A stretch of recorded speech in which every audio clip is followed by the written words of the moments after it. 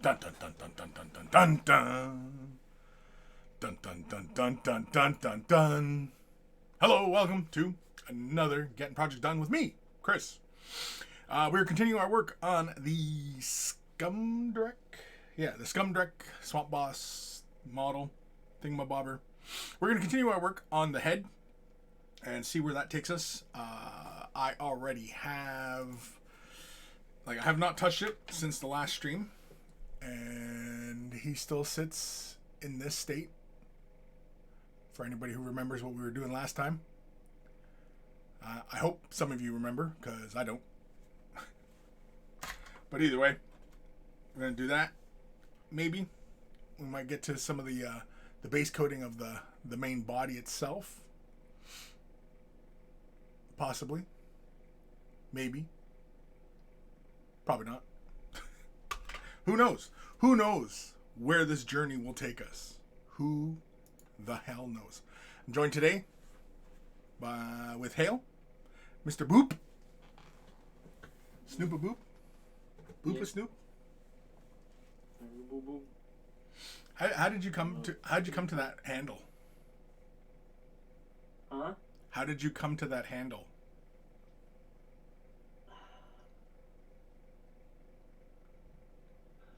Oh God. Is it like a really? I've had this handle for 9 years.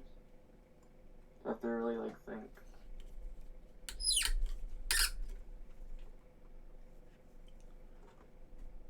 It's a good story. Thank you. No. Recall something from 9 years ago. No. Thank you. That's all good. It's all good. Just get my area set up. All right. So we were working on what the hell were we working on last time? I think I gotta move my mic again. It's always in my way. It's never really a good place to have my mic. Yeah, I'll leave it around there, just so I can see what I'm doing. I was playing around with the teeth last, right? That was the last thing I was painting on the gator pig. I think I will bust out the copper. So I'm going to use G-Dubs Hashut copper. I mean, we could probably use Screaming Bell too.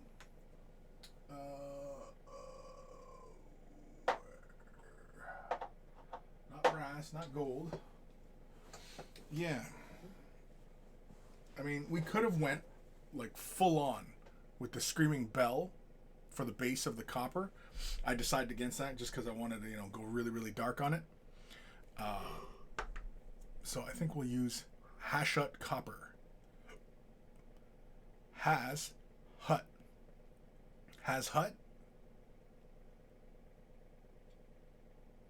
Or is it shut? Hashut. I don't know. You're not going to wager a guess on it? It's a GW paint, who knows? Made up words? Yeah. Most likely. Do you like paints with kind of whimsical kind of names, or do you prefer just kind of straight name paints? Indifferent. I mean, the names can be fun, but when it comes down to brass tacks, I'm pretty indifferent. But you're not annoyed by odd No. names, like Screaming Bell. Like, No. What's a Screaming Bell? I'm not annoyed by the. Nilic oxide. It really comes down to do I like the color or not. Yeah, see me, I'm I'm not too bothered by it. You see, I get annoyed by it. I do. I'm one of those people that just gets annoyed by all these names. And then especially when the paint line is still pretty current and it's the same color, but they changed the freaking name. Like, why? Why do that? No, it's because, you know, they killed off the character that paint was named after. So.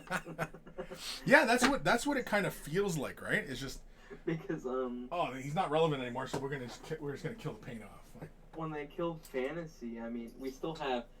I'm surprised they haven't changed the name for Kislev Flush yet, because Kislev is gone. Bye byes. right? Yeah. Yeah, exactly. Right? It's madness. All right, so we're just take a little bit, slap it onto our palette. Yeah, right there is fine. Use a small dry brush, and I'm just gonna hit, just very, very lightly, catch the edges. That's all we're gonna do. Now, typically on a surface like this, the way the plates run. Oh, let me get in frame here. Typically on something like this, the way the plates run, my brush stroke will go against the grain. So I'll go from the back and bring it forward. On the tips of spikes, though, I usually just kind of go back and forth. Some of these other details, I'll probably just hit it straight down, you know, but otherwise, yeah.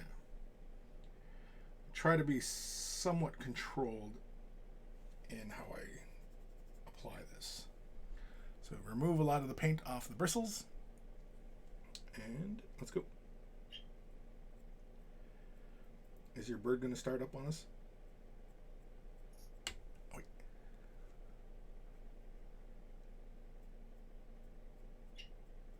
No, she just sitting there.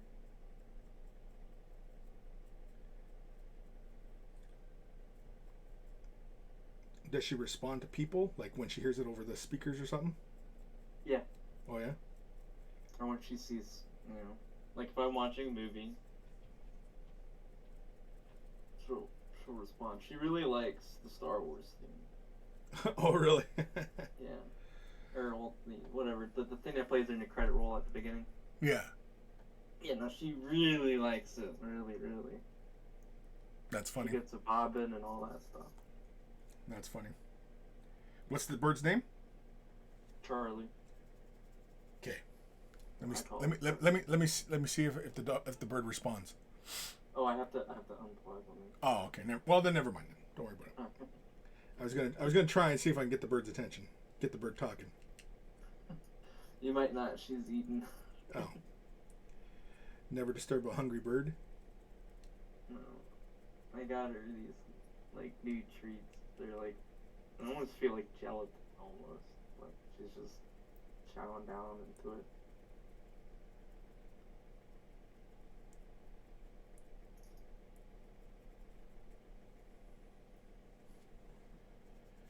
I am mostly okay with how this looks.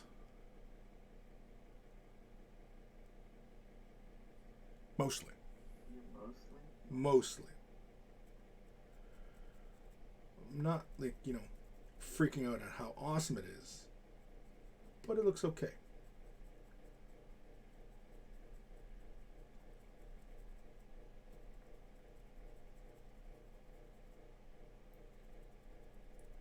But I'm not like, wow, this is exactly what I wanted.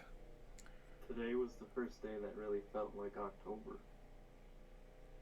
What does October usually feel like?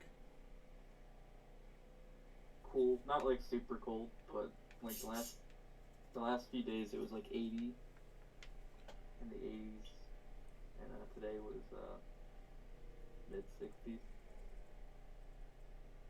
So I'd have to convert it into commie units for Into commie units? Let me see. That's what the little C. No, I'm just kidding. That's what the little C stands for, right? I've never heard commie units before. Commie units. I think so. 65 is like 18.333 repeating. Gotcha.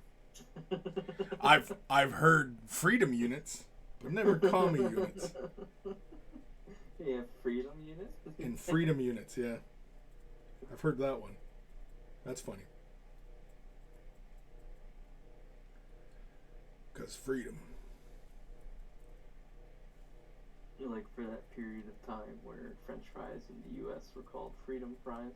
Yeah. Yep. Yep. The silliness. That was like a World War II thing. Or no, it was created in 2003. That was a World War II thing. No, yeah, that was shortly after September 11th, but that shit changed. Wasn't that long. Oh, they changed it in the congressional cafeterias.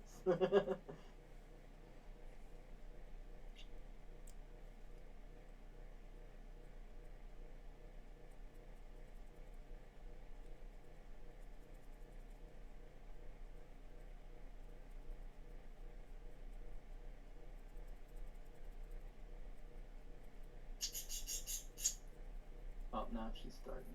She's starting? Oh, because she finished her treat. She wants more, but then she'll get fat. And your house is a no fat bird house or what? No fatties in my house. No, because my mother's cat is already extremely overweight. I don't want to deal with two overweight animals. Gotcha.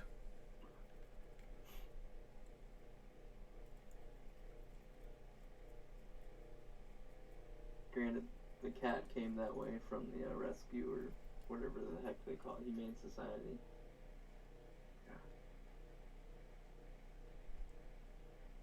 But still, it's like, oh Lord, he coming. Right.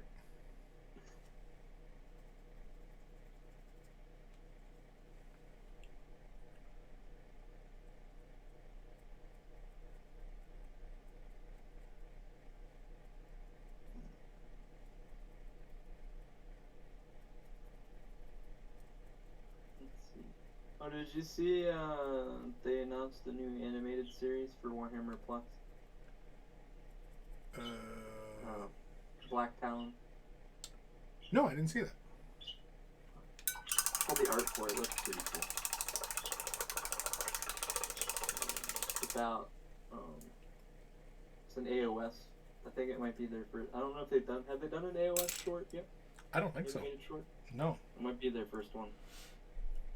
Yeah, because so far it's just been the Bolter and Hammer and Angels of Blood or Angel of Death. No, it's about Neath Black Talon, the Stormcast lady that's running with like two hand axes. Oh, that's cool. Sounds fun.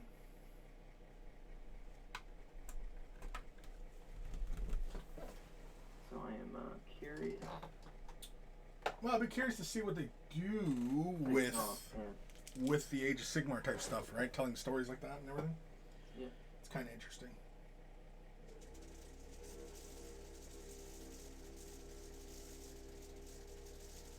Oh well, I can still buy Dominion.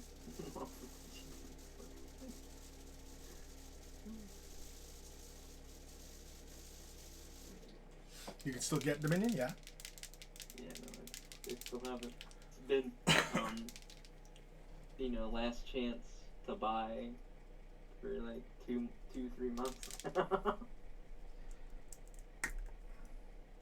Black Templar, what you gonna do with that? I'm gonna do a little bit of shading on the cloth. I'm gonna bring it nice and dark up here. Okay, gotcha. I was gonna go. Are you foreshadowing? Foreshadowing?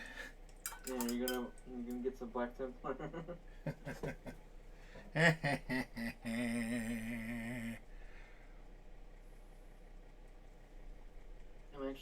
The minis, the Black Templar minis look cool. If they release any like single ones at launch, or separate boxes, I might get it. But I'm not too thrilled about the combo like army box they're coming out with. It comes with like 10 dudes in the box, and I'm like, I'll pass.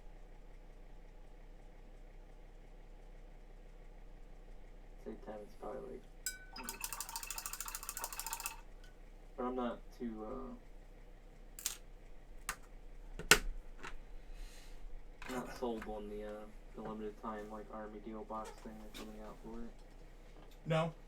The launch box, yeah. Yeah, no, I'm usually not fired up for Space Marine releases and such, so. Yeah. The models look cool, and I'm probably gonna get some. It's just I looked at the army box, and it's It's like 12 minis in their special rule book, which is cool. It's based off of like old like 3rd edition artwork. But I have an idea of like what the box is gonna cost, and I'm like, it's not really worth it for me for like 12 dudes. Right.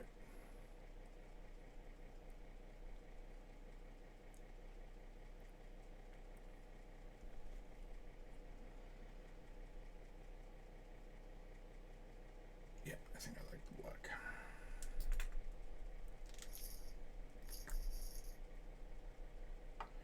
Yeah, we'll keep it the black.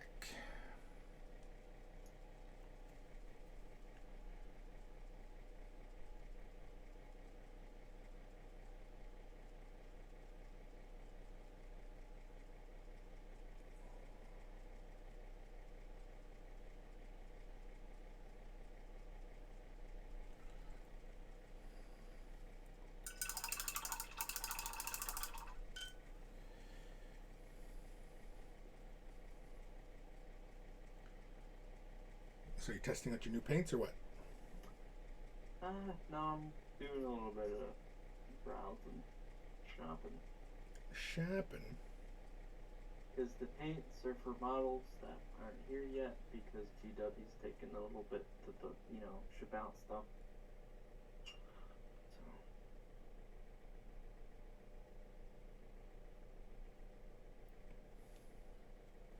So I ordered the previews like Thursday or Friday.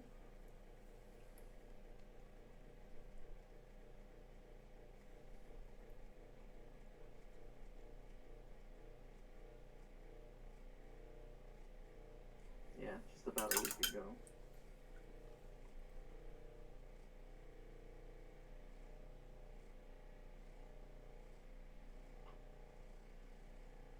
AK was like, it might take estimated arrival for your paints 2 weeks, and it got here in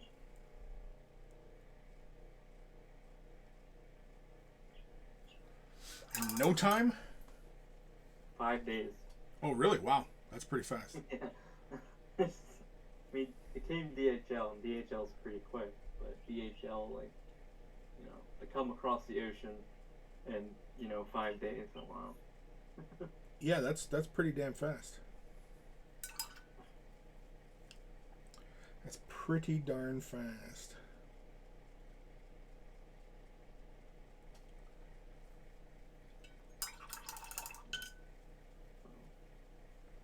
They'll be ready. The paint's here, so it's ready and waiting for the models to get here whenever GW decides to ship them. Yeah, they got me on that plushie. I ordered one. Yeah, I saw. And they were limiting customers, or how many you could order or whatever. Yeah, I thought that was kind of weird. And then it looks like the company that makes them, they left a tweet on my page that I can buy as many as I like. Because in my tweet I made the comment that Games Workshop was limiting me to one, and they left a message on my tweet. Well, they posted a reply on my tweet that you can buy as many as I like from them directly, right? And so. Oh yeah, yeah, because it was like that with the pins Koyo made, and I think Koyo still makes the pins. TW got like a limited supply for Koyo, and then Koyo gets to sell the rest. Right. Anyway, it's kind of funny. So you gonna buy more? Oh, I bought a whole bunch. Oh, as soon as they told you come on over, you're like, yeah. No, I didn't. No. I might though. Depends on how silly I'm feeling. Yeah. Just like a month from now, just at the where's Chris?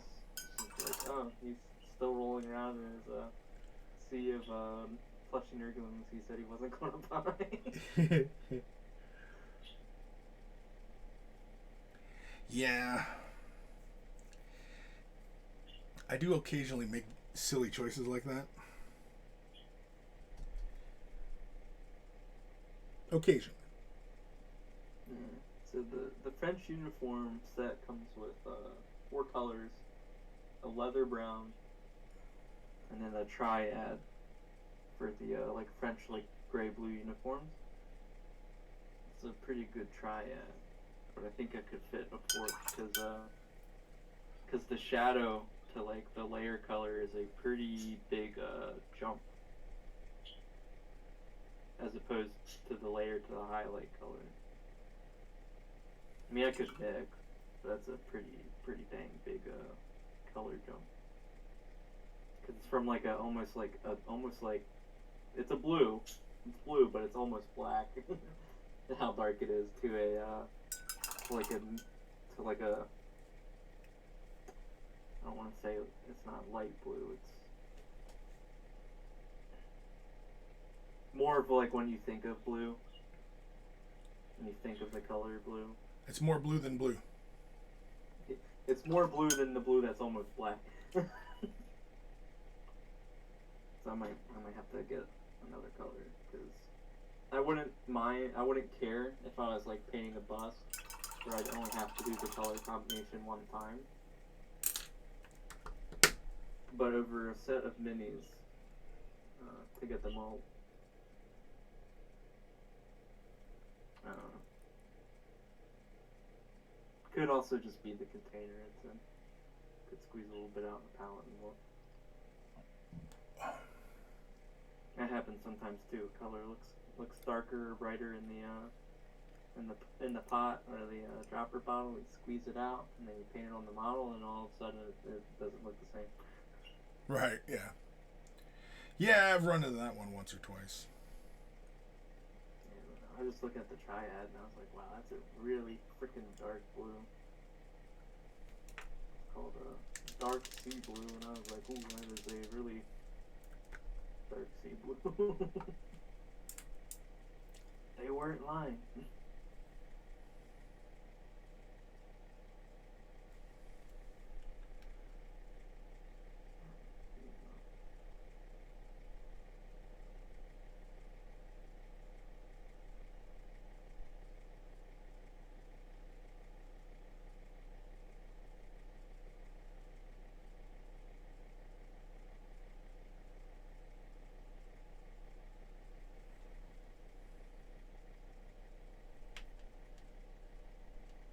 There's a whole lot in the hobby world going on right now. It's got me all like super excited.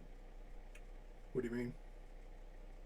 Nobody's like released anything recently that I'm like, oh yeah, I like have to have that. Oh. Well, I think that's to blame on the pandemic, no? Yeah.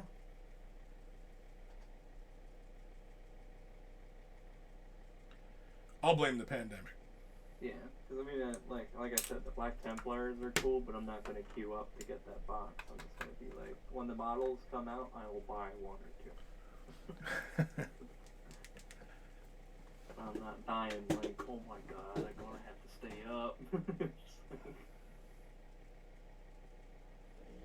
I have a friend, he's a Black Templar player, and he has a massive Black Templar army. Is he excited? I don't know. I haven't talked to him in a bit. I would assume so, but I don't know. I wasn't even too sure if he was still in the hobby, but apparently he is. Just talked to another friend who's friends of friends kind of things, right? We used to all play together way back in the day. Back in the day? Back in the day. When you fell off your dinosaur? Hey. Not that old. Come on now. Oh, okay. Trying to hurt my feelings now, aren't you? So you fell off the saber-tooth cat, gotcha. Yeah, it was a saber-tooth, man, not a dinosaur. Get it right. I don't know if saber-tooths came before or after. Probably, I would guess because the mammal after. Yeah. At least the way the accepted science agrees about it is that, yeah, it came after the time of the mega mammals. Pleistocene? I want to say Pleistocene. I don't remember the weird names they came up with. As far as I'm concerned, it's like, you know, it's dinosaur time, and then not dinosaur time. Wow. Or no, I'm sorry. ocean time, then dinosaur time, then not dinosaur time. And then not dinosaurs. Gotcha.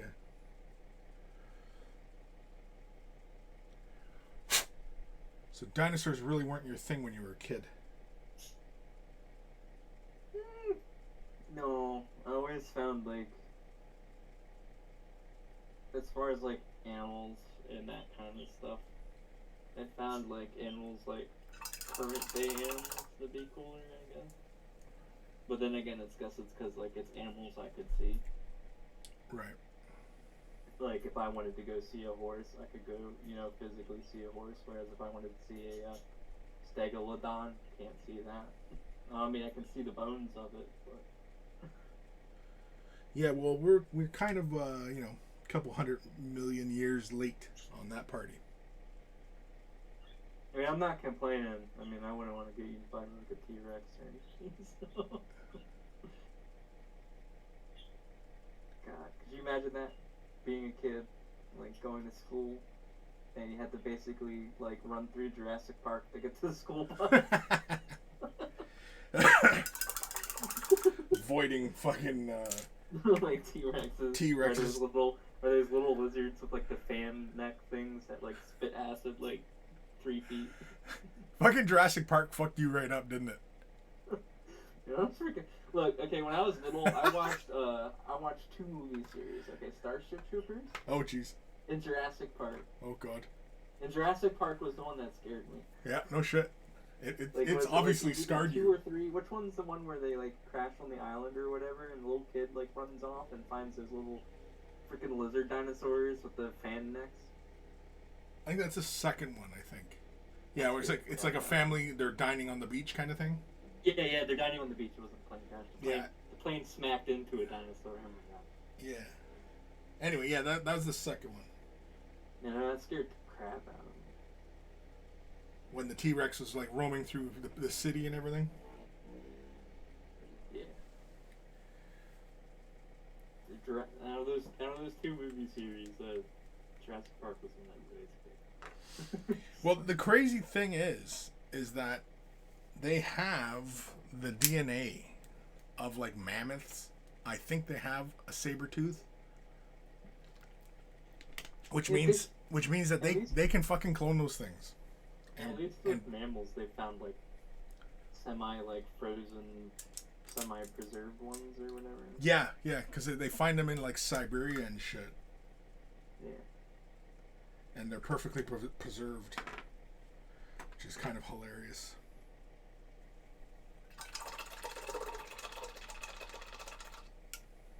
Yeah, well, no, Jurassic Park was the... I mean, looking back on it, like, I can watch Jurassic Park now, no problem. Like, when I was a kid, like, it scared the shit out of me. That's funny. It was, like, the fear of God. I was like, oh my god.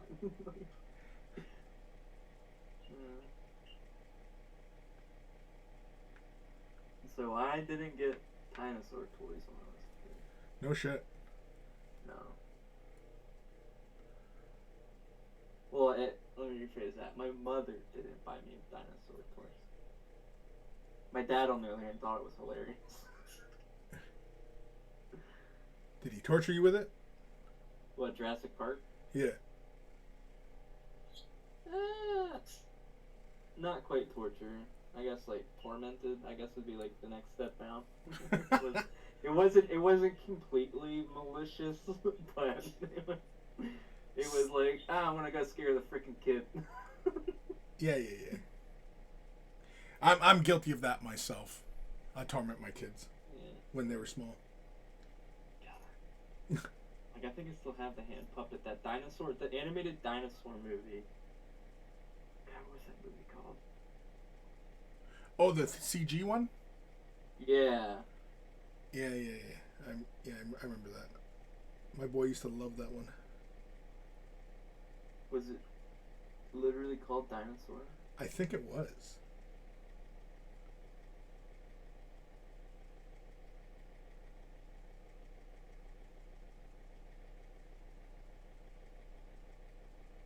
Yeah, no, it was literally just called Dinosaur, because my dad had a hand puppet from that movie of the not T-Rex things. What are they called?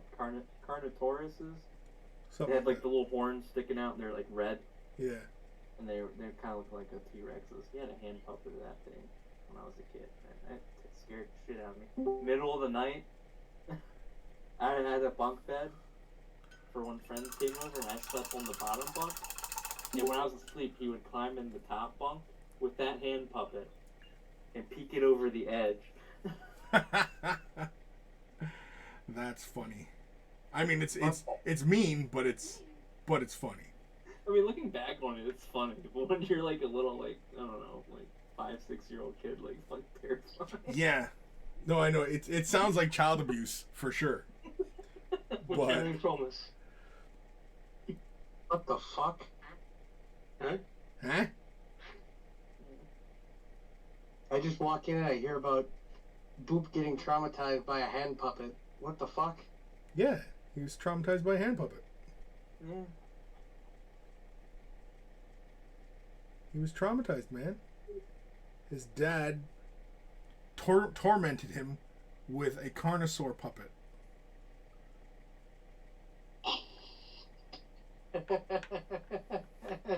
And so Matt laughs. Nice. Where's your empathy, brother?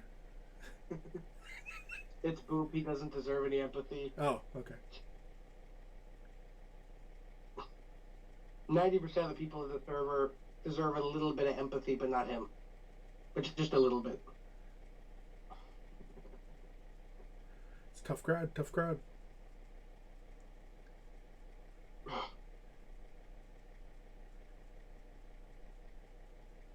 I just stopped in because I'm on a small break for a couple minutes before I have to go back outside and have to keep cutting shit down. Well, thanks for popping by. Here's a question though. Can you come up with a good orc pun right now? No. You're not that clever? Come on, Chris. I thought you were better than that. No. You thought wrong. Thought I was better than that. Give me a break.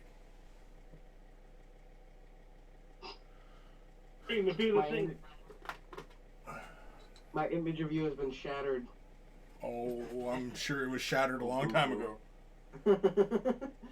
It wasn't shattered when he calls you racist every time you join chat. I know. I should just change his name. I could just see it now. I get up in the morning and come onto the server, and my new name is Warning Server Racist. racist. It just keeps on getting worse. Every day I log back in that says homophobic racist. Yeah. And then it's transphobic, homophobic, racist. And I'm like, what the fuck? You know what? It should be just phobic. That should be your new handle. Captain Phobic. I have all the fears. I'm afraid of the trans. I'm afraid of the gays. I'm afraid of the spiders. I'm afraid of water. I'm just afraid of everything. I'm even afraid of the house I live in. It's all horrible. And that means you're hydrophobic too. Yep. I'm claustrophobic, hydrophobic, everything under the sun I got. You can be any superhero you want. Just pick a phobia.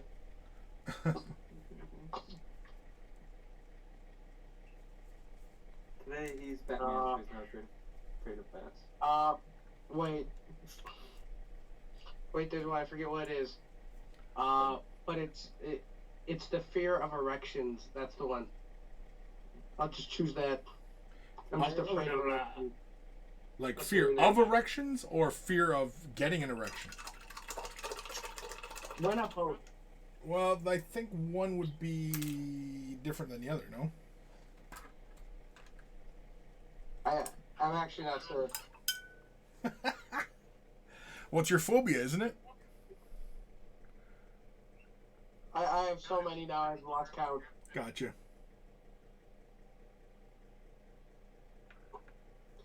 Phallophobia, that's it. Phallophobia in its narrowest sense is a fear of the erect penis, and in a broader sense, an aversion to masculinity. You know what? That's square on the head for you, no? Yeah, and then we add in like fear of spiders, and then yeah, that's just me. There we go. Well, when you see me at Adepticon, I'll just be very feminine next time, just for you, Chris. I thought you already were. Whoa. All I know is when you posted talking about like doing movie night, which would be like flicks and chill, I'm like, no, I'm never going to that. After you've made enough threats against my asshole, I'm like, I'm gonna stay away from flicks and chill with you. Okay, first of all, I don't make threats. I make promises. I don't make threats. They're promises.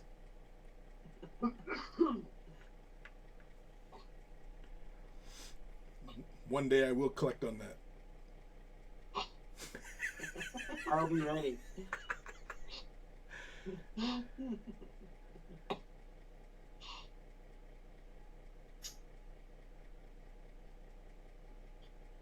And for you viewers out there, that is the reason why I own a shotgun, is for when he comes to collect.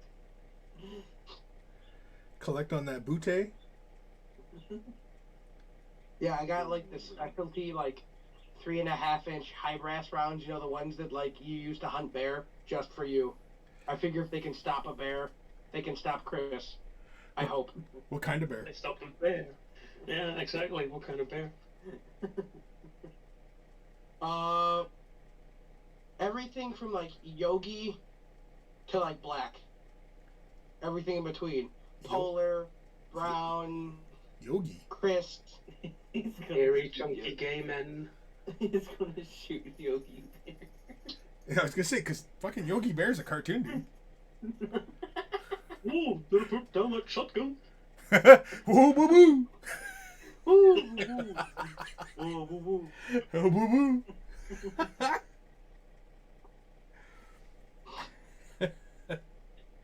That's a mighty fine piece you're packing. Not talking about the gun. There we go. This just reminds me. I remember when I was in like the 2nd grade. We were at this like trivia contest, and they asked us, "What is the name of Smokey the Bear's girlfriend?" And we're like sitting there thinking about it, and I just hear from the back of the room someone yells, "I thought he was gay!" Ugh. Here's a joke. To be honest, Hold on, it's joke time. What's Woody Woodpecker's girlfriend's name? what? Susie Splintercunt. Whoa. I mean, I don't know if Twitch will allow that phrasing. I don't know.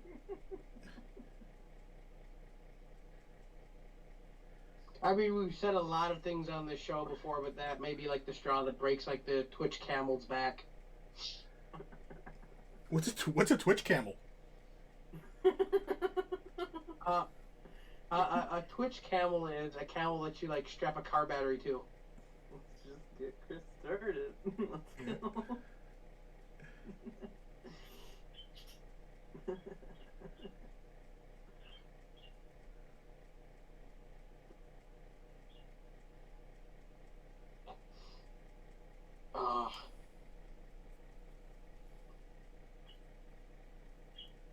Well, as Chris would say, anywho's, I gotta goes. Okay, bye. Bye. Old man Logan. Hey there, Chris. How's it going, dude? It's going pretty well. Thanks for asking.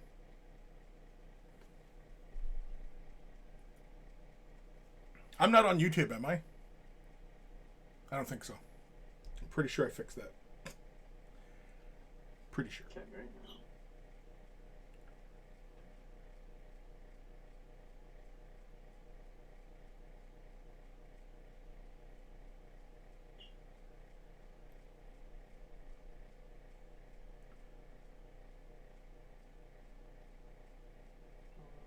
Doesn't look like it. No? Okay. Just making sure.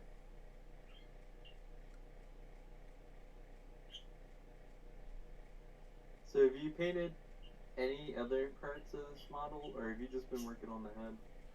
I have just been on the head so far. Why?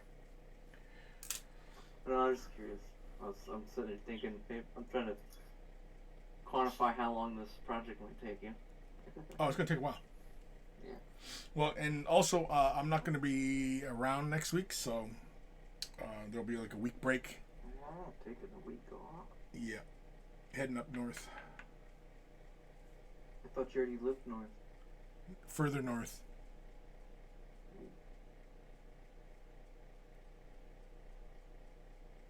Where they chew on raw caribou. Not quite that far north, Okay. but no.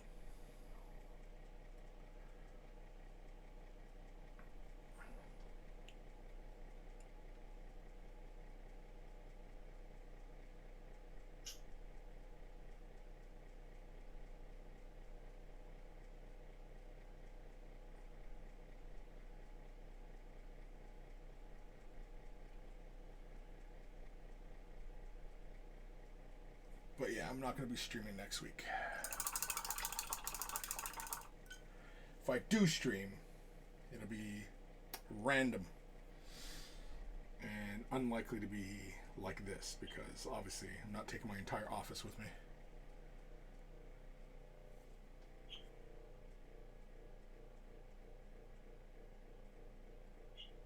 That's basically what I do when I go to work. All my painting shit in the project box, and then I bugger off.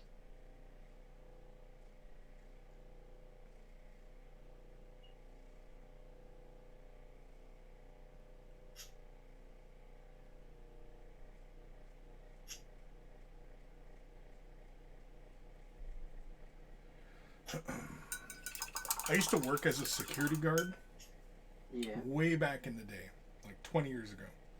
Okay. And some of the places that I would, have to like watch were just really quiet. It would be me through like the night shift, and so I actually used to bring some of my projects with me every once in a while and work on them Cool. while I was, basically just trying to stay awake through a shift kind of thing, Moral of the story. Bad security guard. I'm just kidding. Hey, I was awake. It's not like I was asleep on the job. I was joking. No, I'm not saying I was good at my job either, but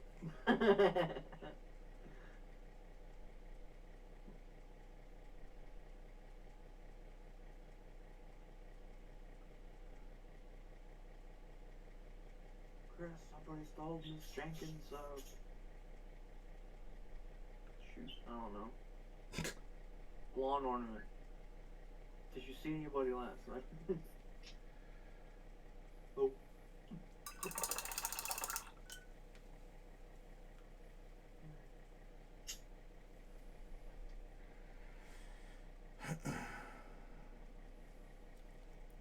So how's barfing sheep today? Pretty good. There has been lots of playing Deep Rock Galactic and not too much painting. But I'm painting right now, so I'm happy. That's all right.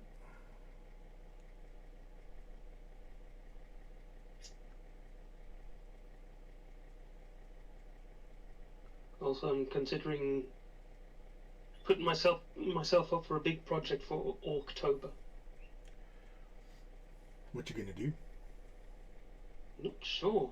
Maybe something Blade Runner meets Mad Max. Oh, interesting. Or Cyberpunk meets Mad Max. Something to that degree. Something with neon. Neon orcs? That sounds interesting. Yeah, they got like neon paints on them and on the cars and what have you. Yeah, that sounds really cool.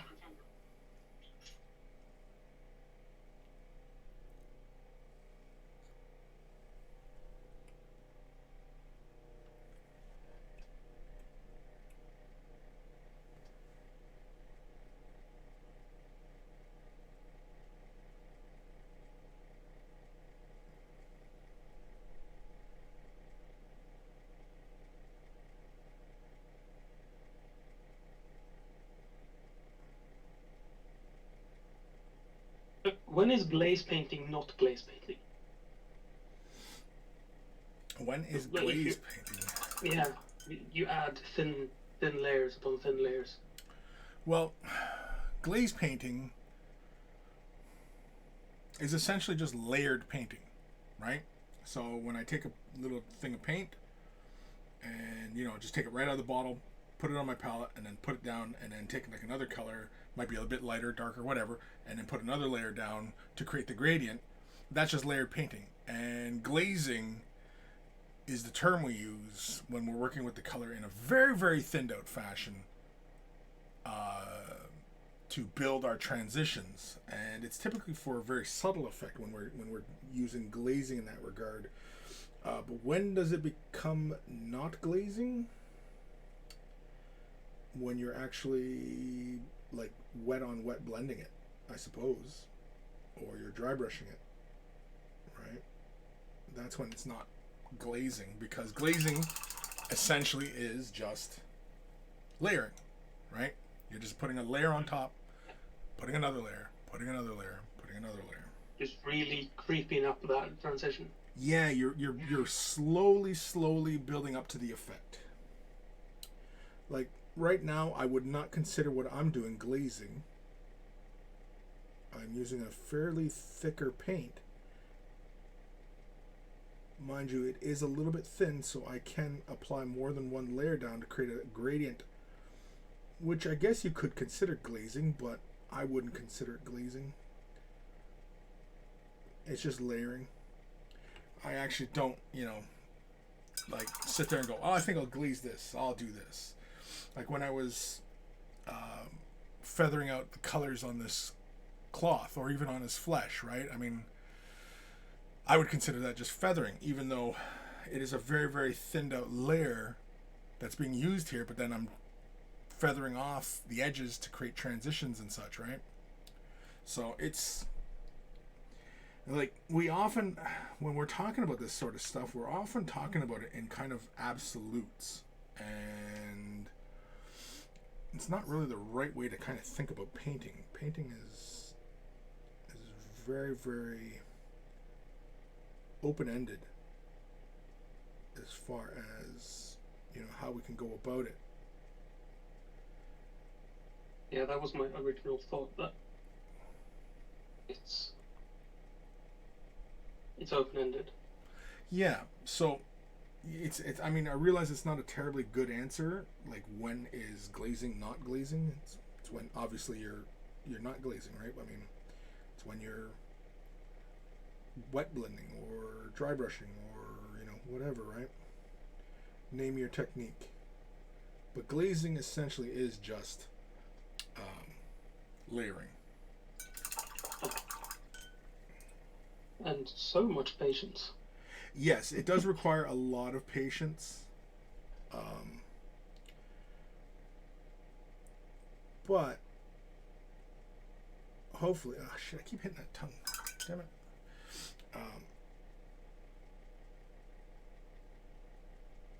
I would say I'm like in an in-between. I layer very thinly and with lots. With like it's not like it's very slow gradient, but I try to. It's like I want to do the glazing, but I don't have that much patience. I'm a very patient man, but not that patient. Yeah. So I go for the middle ground. Yep, same here. I mean, like I don't really consider myself, like as far as the hobby's concerned, I don't consider myself 100% a painter or 100% a gamer. I like to think of myself somewhere in the middle. And my gaming used to inspire my painting, and my painting used to inspire my gaming. And it was, a nice little circle, especially when I was a younger fella. And I was, between girlfriends or whatever. Yeah, it was, I was really fired up to get my painting done because I was really fired up to see it on the tabletop. And then when I played the game, I was really fired up to finish painting up whatever projects I was working on, or, buy something new, or, you know what I mean? Like, and it was a fun little circle of, of hobbying.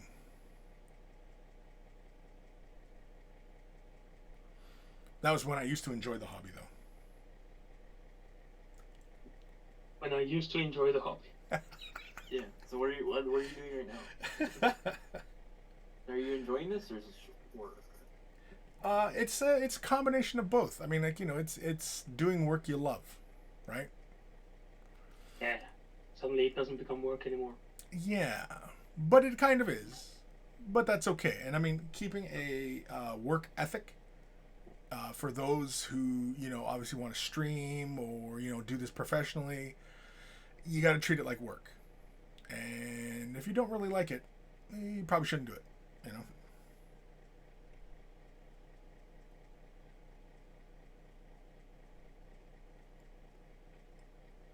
And I forgot where I was going.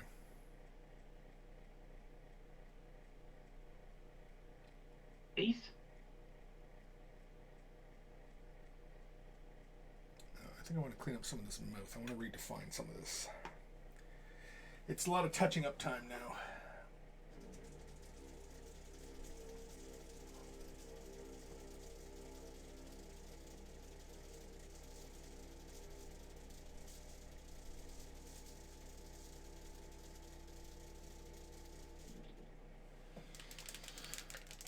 Old man Logan, for me the difference really depends on the opacity of the paint that I'm applying. Yeah, well, yeah, as far as like the you're talking about the glazing. Yeah, I mean, like for me, the glazing isn't really a factor. Like I don't think of it as glazing other than using it in a very thinned out fashion.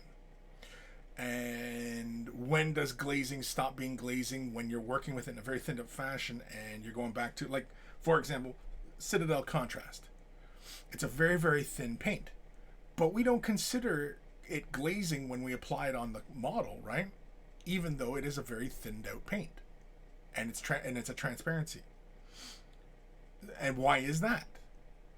Right? Because we're thinking of the technique and not the material. And for me, if we're thinking about it just strictly as technique, glazing and layering for me are pretty much the same thing. It's just how thin or thick the paint is that you're working with. And it really doesn't matter if it's an opaque or transparency or even translucent, right? It really doesn't matter. It's all in how we're using the material.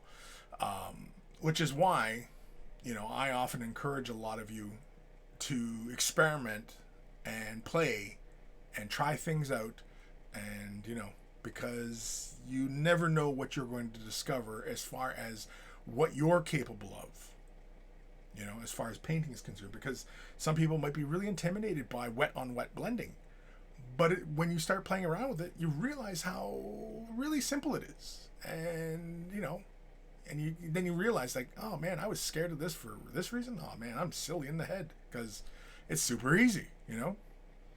So just don't be afraid to give it a try. Old man Logan, but as you say, I really don't think it in those terms while I'm painting. I just know what I'm trying to accomplish and apply my paints in a way to make it happen. Sometimes more successfully than others. Yeah, and that's for everybody. That's for anybody of any skill level. Yeah, like you'll try something out and you go, oh, that doesn't quite work. I saw it in my head. I thought it was going to work. It didn't work. But now you know, right? And you learned something. And that's a good thing. You can just paint over it. You can always just paint over it. Yeah, exactly. Or strip and repaint, or, you know, it's not the end of the world. There's always an option. All right.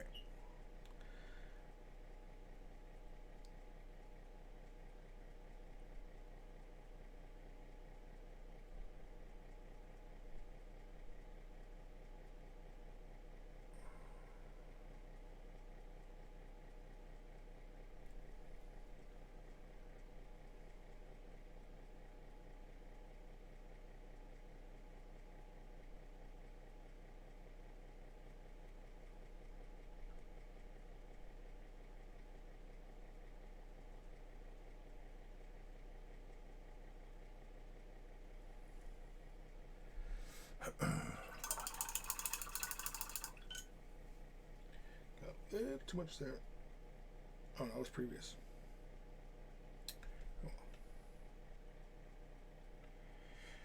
We haven't even really started touching the flesh yet.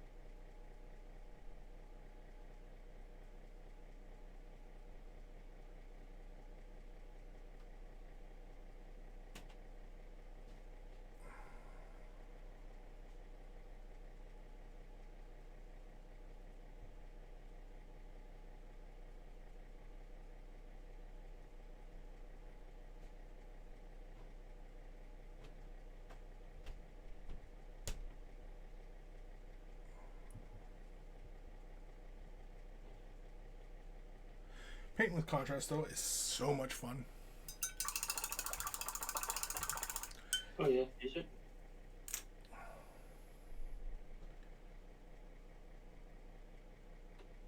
Like, it doesn't take much effort to just shift a color along and, you know, fill out a space or, you know, achieve a desired result. It's relatively easy.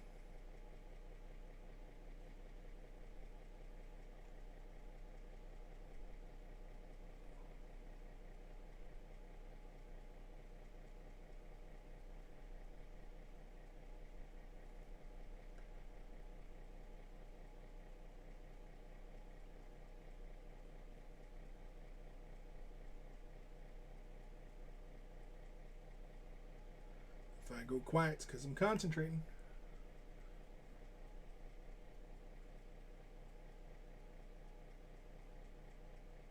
Yeah, there's a buttload of concentration going on right now. Yeah.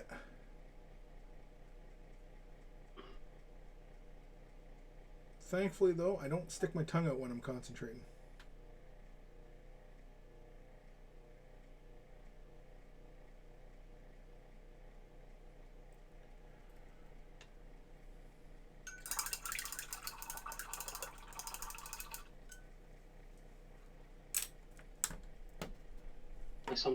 Sometimes I flare my nostrils when I'm concentrating. I have been told.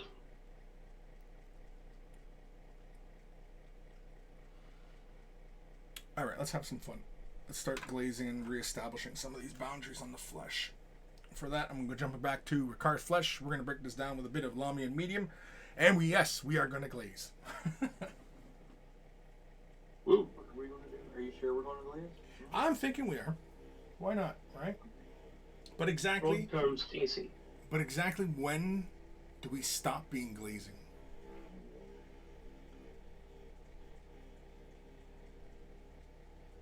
That's the real question. This could be us, but you glazing. 420 glaze it. That was a good one. My mouth was open. We only need about that much. We're going to add about, let's say, 2 drops of Lamian medium. Is it Lamian or Lamian? If an H there's, I would say Lamian. Lamian? That's how the presenters pronounce it. So. Is that, yeah, they say it Lamian? Okay. I don't know. I don't even know what a Lamian is.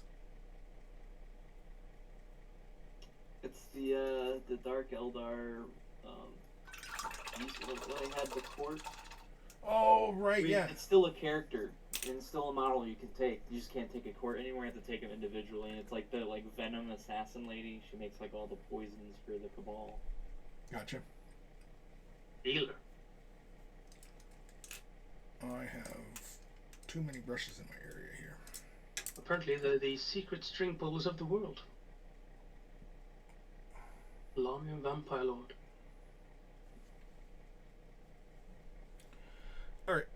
Oh yeah, there was also the, in fantasy, there was the vampires too, yeah. I'll get the book down.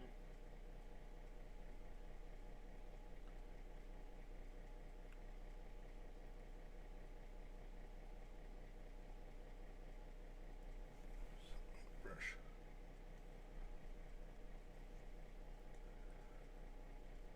Now with this, it's probably hard to see how I'm laying it out, but basically I'm going to build my highlights to the upper portions of details, leaving it a little bit more interesting down below here. But otherwise, like some areas where some of the color just comes a little too far, I'm going to push those back. And of course, when we're glazing and working in very thin layers like this, where you finish your brush stroke is where you're going to deposit the most color.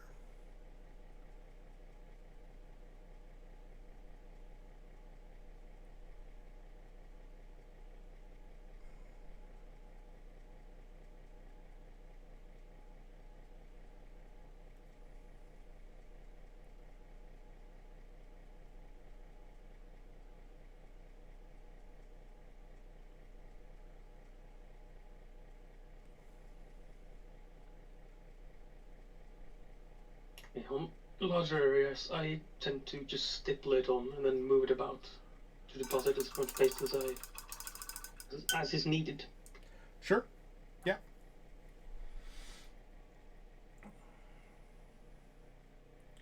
That works as well. Whatever works, really. Again, because painting is very open-ended, right?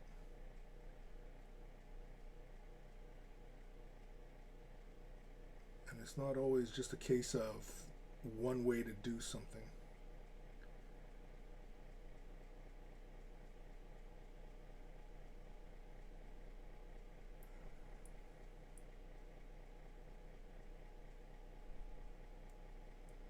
I've found that anytime anybody is trying to convince you that there's only one way to do something, usually it's because that's the only way they know how to do, and have never really gone outside that comfort zone.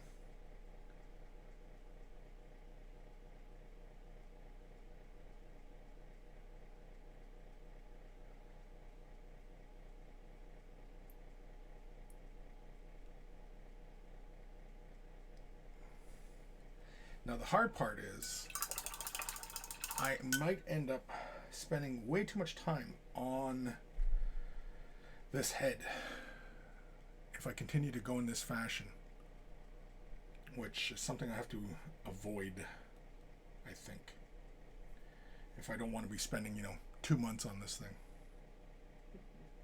2 months later. 2 months later, he's still working on this fucking thing. Yeah. Hey guys, Chris here, back at it again with painting, or getting projects done. Painting Flesh SwampBoss. Yeah, exactly.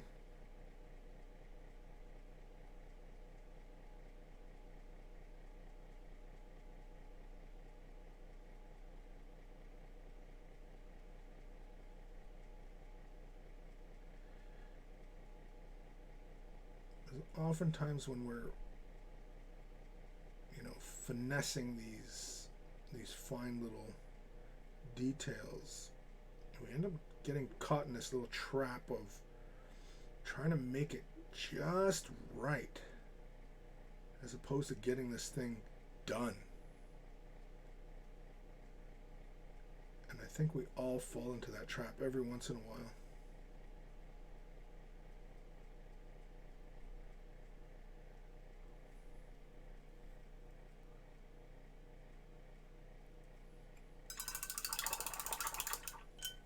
It's really quite hilarious how different it looks when I'm looking at it on the screen versus when I look at it by eye. Just the differences, I guess, in painting for the eye and painting for camera.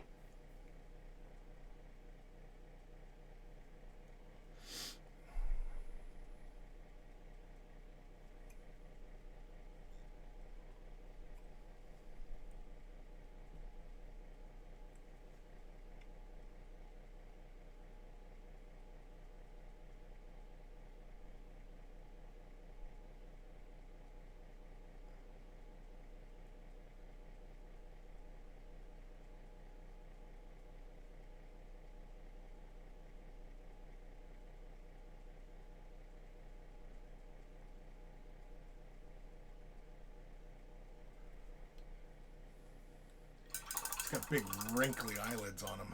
It's kind of hilarious.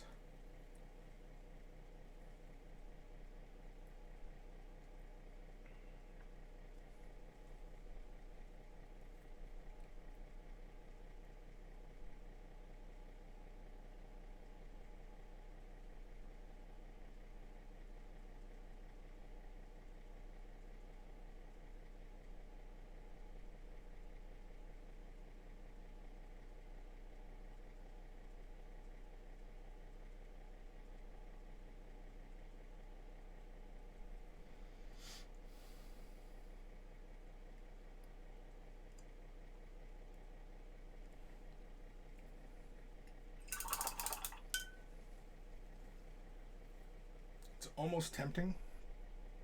It's almost tempting to hit him with a slight blue.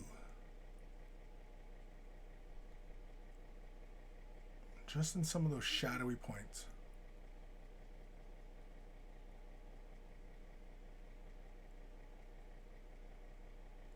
Just a little bit. Just to add to that veiny quality.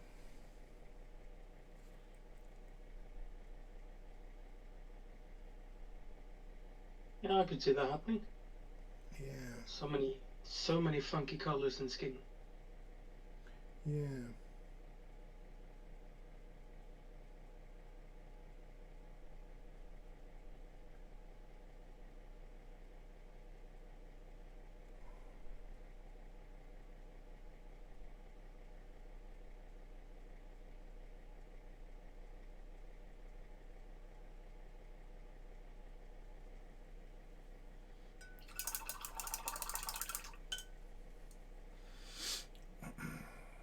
I am kind of curious to try it out, just to see. The only thing is, though, is I'd like it to finish with kind of a slightly blotchy finish, like if I hit it with a bit of blue. And for normally something like to achieve something that with that kind of look, I would use like a sponge to draw the excess paint off, so that it leaves that slightly veiny like texture. But I don't know if I feel like doing that.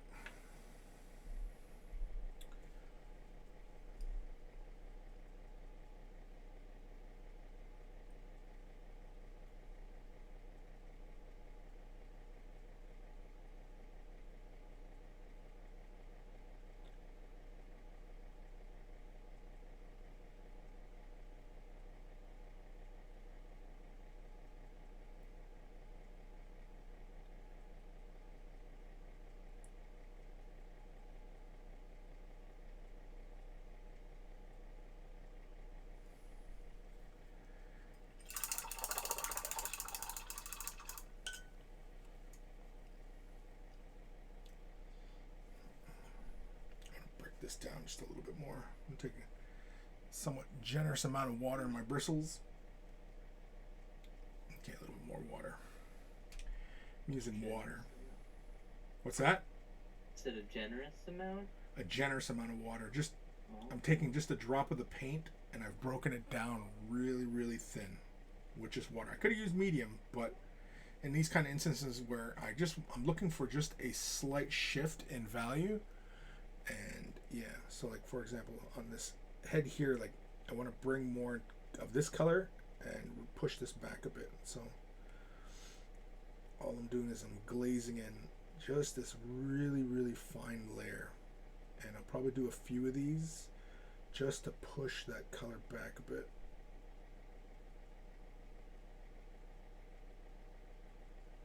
Yeah, so you can kind of see it pushes it back just a little bit. Makes it feel a little bit more, I don't want to say realistic, but like a little bit more uniform as far as like where the color is occurring, as opposed to the other side where it's really, really kind of intense. And you can see where it even had like some tide marks, and they almost leave like a veiny like appearance. It's kind of hilarious. But some of the color got a little too intense in some areas. On camera, it almost looks like red, but it's not really that intense.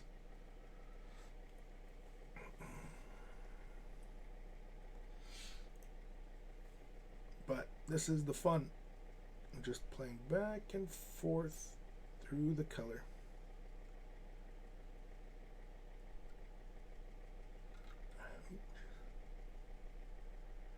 I want to leave that center.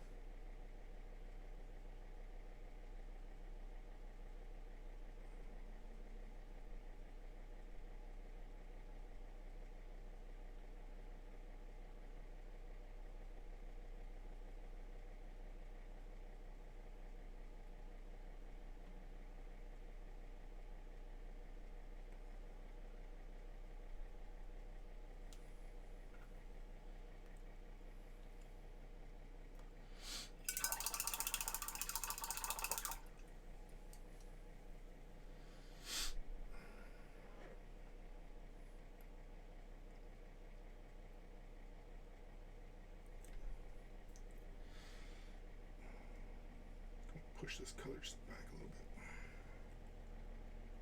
bit. Right under this ear. Just like that.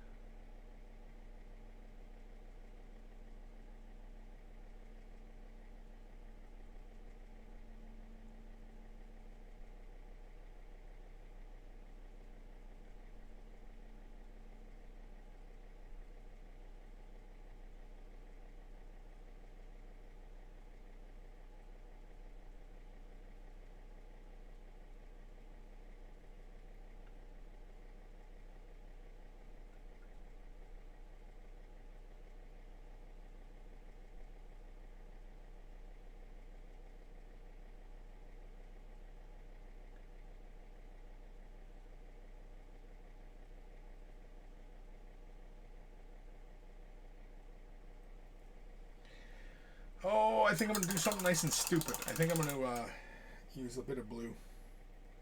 I just want to see if I can get an interesting kind of look on there. Yeah, we're doing it. Do I have a blue? A Killing green? No. I'm thinking Ethermatic blue. Because it's Ethermatic? Ethermatic? Aethermatic? Whatever the hell it's called. We're using it. We're doing this. You doing it? We're doing it. Fucking doing it live? We're doing it live.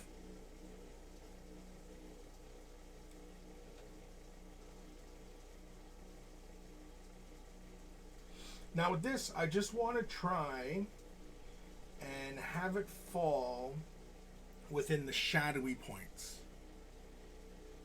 Because that, like the skin, right? Like if we're running with the idea that he's kind of an albino, then his flesh would have almost a translucency, right?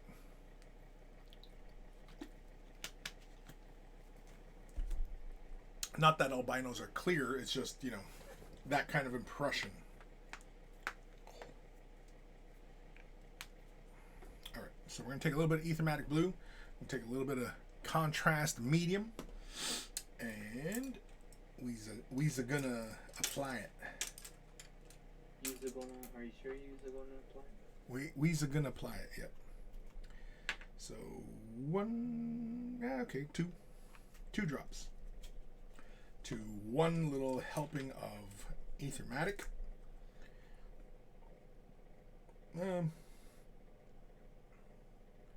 Oh yeah, it gets all sudsy when I shake it. So, about that much.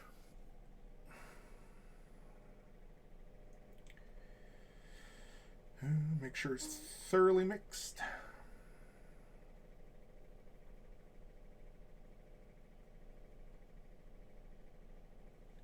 Now, when this gets applied on some of the fleshier areas, it may actually take on more of a green appearance. Just because the yellows and the blues. So with this, I want to do just the eye. Let's go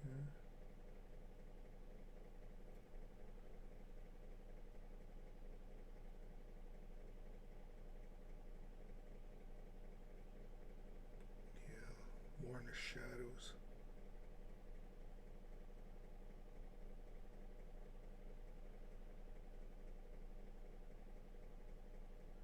It is definitely giving me a look. Surprising it's not that noticeable on camera, which is kind of interesting. To the eye, right under the eyelid, it's very, very noticeable, but on camera, you don't really see it that much. Interesting. I do see a difference though. Yeah? On camera. And I'm just trying to go just some of the shadowy points. So I'm just allowing some of the color to kind of play. Just a little bit. I'm not looking for huge jumps.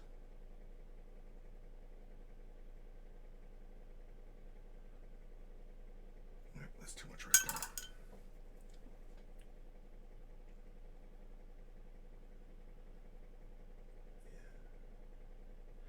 Yeah, it's it's making it look a lot more pale now, right? It doesn't feel quite as pink ham kind of look.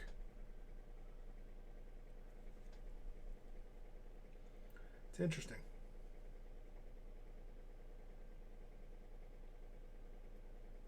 You can definitely see that there's more going on. Yeah. Oh, well, it's dinner time. I want to peace out. P-Aki-O-Ute. Who dat? Oh, Killer Whale. What's happening? Yes, I actually just, well, I wanted to eat pizza, but I couldn't finish it. Because the only pizza place where I'm at, it's a little town in Netherlands, is this place called New York Pizza, and it's got the worst pizza in the history of pizza. Too bad for them. Well, I mean, to be fair, there's also a bunch of, like, you know, those, like, cheap Turkish immigrant eateries where they cook everything badly, and they also have pizzas, but I don't like those.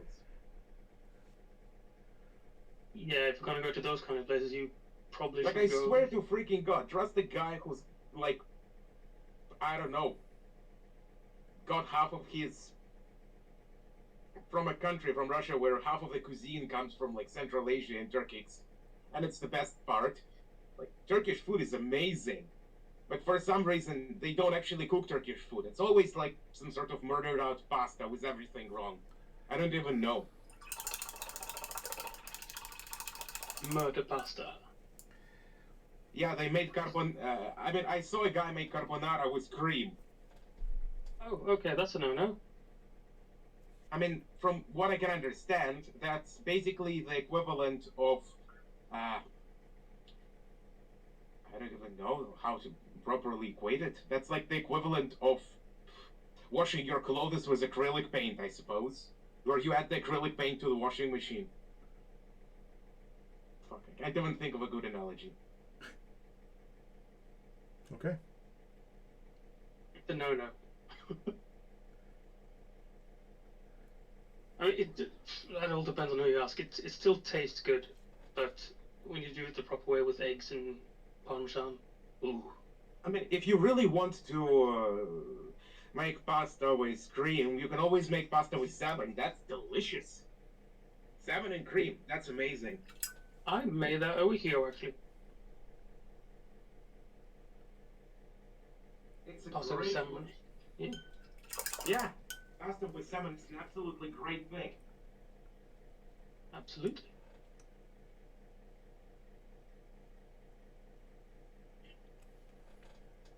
So I'm trying to find fluorescent / neon paints for an okay price. It's really pricey. I know that Tesseract Glow by Games Workshop is like very mildly fluorescent. Yeah, but I need like strong pastel or neon colors. Maybe you should try looking at something other than modeling colors, because Yeah, that's what I'm doing right now. And everything is just so expensive. Either way you turn it. because usually when I need something very fancy and technical, I just go to a hardware store. Yeah. Yeah. Do you get golden paints in your country? And like in Russia or in Netherlands? In Russia, yes. In Netherlands, no. But Netherlands is in Europe, so I can import everything from Germany. Because golden has some good fluorescence. I don't know what the prices are like in Europe, but in North America, Sorry. I thought it was directed at me. Well, I just saw something about golden something. Yeah, golden high flow is the colors I will often use. I've demonstrated them in previous videos. I like them. They get the job done. I did Jane Czar, all entirely in golden paints. Golden open and golden fluid. as Artline Replicator, so that's, I suppose it's fluid. But here's the thing, I just need tiny bits. I need tiny pots. Yeah, golden high flow. There's about I think they're fluid ounce, which is what? Oh, wait. Yeah, like see here, the orange is just fun, and it's bright. But these are 1 fluid ounce or 30 milliliters, and these are about I pay about I think $6 or $7 Canadian. So these would be at least €5 or whatever to, you know.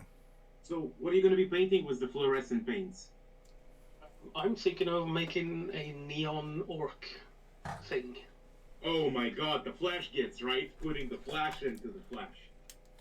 Yeah, something like that. Think Cyberpunk meets Mad Max, just with lots of neon. I actually had the same idea, because, like, I got a bunch of orcs from a local guy who never paints anything by his own admission, so he just sold me a bunch of models to pull apart with pliers and use as scenery for the bases, or my guys supposed to fight orcs.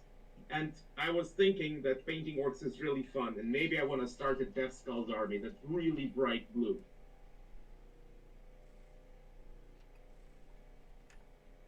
Yeah, I'm all for that.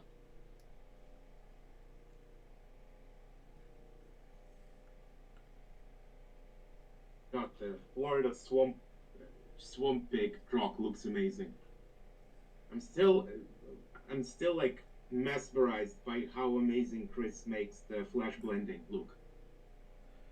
It's easy. I mean, it's not that difficult.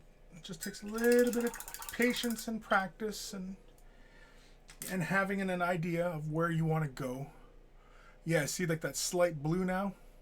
How it's almost given the piggy a dead piggy look. Yeah. God, this looks like something from a box art. Not from Games Workshop, but from, like, War Machine or something. Yeah, I'm liking that slight shift in the blue. Now, on camera, there is, like, a really big difference. To the eye, it's not that big. But on camera, that blue cast just like around the eyes and everything like that, and just at the periphery of like these solid volumes here, they feel more. I don't know what the word I'm looking for there. It feels more dead. It looks like more like dead flesh, which is fun. Dead piggies. Well, man. to be fair, it's not like this thing is getting proper diet in its environment or anything. No, I'd imagine not. No. I'd imagine he's getting his ass kicked all the time by the orcs. The blue really ties the whole face together, and it doesn't look like he's been boiled as much. Yeah. It did a lot, is what I'm trying to say. Yeah, with the more magenta values on it, it felt very pinkish, and now it doesn't feel quite as pinkish. Now, Mr. Below, how did you do it in terms of techniques? Glazing? Blending? Yes. That's a good answer.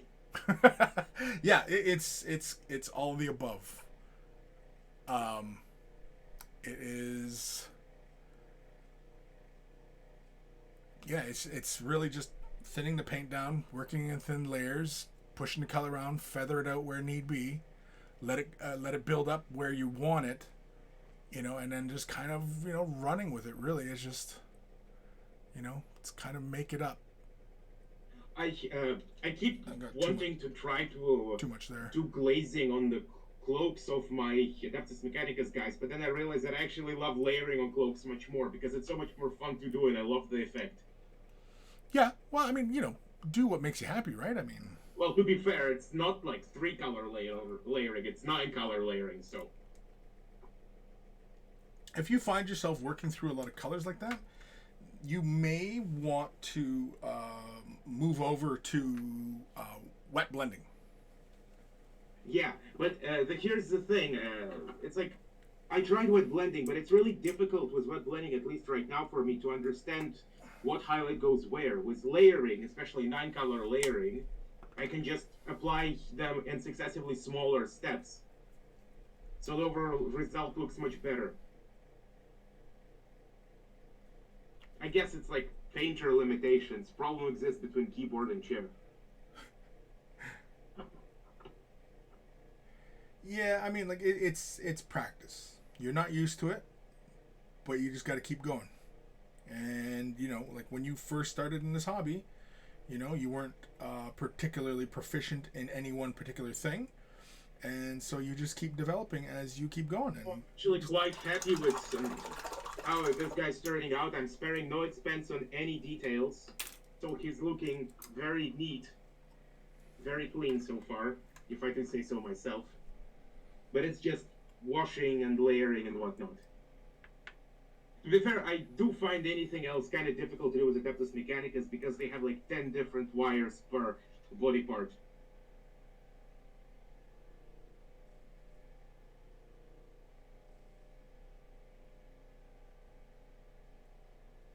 I guess I just need more practice. Yep, you'll get there. You will get there. Is it wrong to think that at least for now you're good? Yeah, but I mean, I've been painting for 30 years, man. No. I mean, like, for me, because I've just realized that I'm actually very happy with where my skills are right now, with how they've progressed. Oh, yeah, definitely. Nothing wrong with being happy with where you're at. And I mean, like, you know, if you're happy to just, you know, base coat and wash and, you know, get your army done, then carry on, right? Well, honestly, this guy's a bit more effort than just getting my army done. It's just I realize I don't even want army as much as I want an art project because, I mean, I don't even know. I guess different strokes for different folks. That's usually what it boils down to. Also, all the like local wargaming people in my little town are really, really, really weird. I think weirdness and this hobby go hand in hand. Yeah, but I'm like uncomfortably weird, as in they're all fans of like right-wing military stuff. Oh, well that sounds like a problem. Yeah, I mean I'm weird myself. I'm not judging people if they're weird, but like when you keep telling me that like I don't know, Nazis weren't that bad of a guy, then no. Yeah, that's kind of a red flag. Then again, where I live, like I am studying at University of Wageningen. Well, studying, it's more like working at this point. But Wageningen is like a small town, and while the university itself is quite progressive because it's like university and all that, the little town is right in the middle of a local Bible belt. So we've got the most ultra-conservative people around.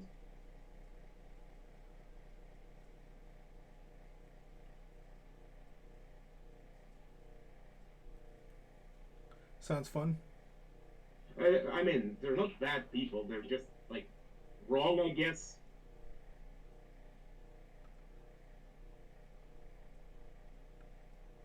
I live at the edge of a Bible belt. They're okay. I mean, we've had, like, what, like, three vaccine protests so far. Well, Wait, you've only had 3? Like, I live in a town of, what, like, 20,000 people at most? Because people in this country, Canada, they're protesting in front of fucking hospitals. Like, not government buildings. They're stopping the ambulances from bringing people in. Like, Wait, what the hell? How much sense does that make? Because they don't want to wear a mask. Yeah, exactly. Like, what's the thought process? Guide me through it. I have no idea, man. If I knew. At least in Russia, people are just paranoid as hell, so they just don't vaccinate. Like, nobody protests anything. People just don't vaccinate. So the results are disastrous. But in the Netherlands, I thought, like, having a protest just in the Netherlands, in the heart of Europe, you'd think people would be, like, enlightened or something.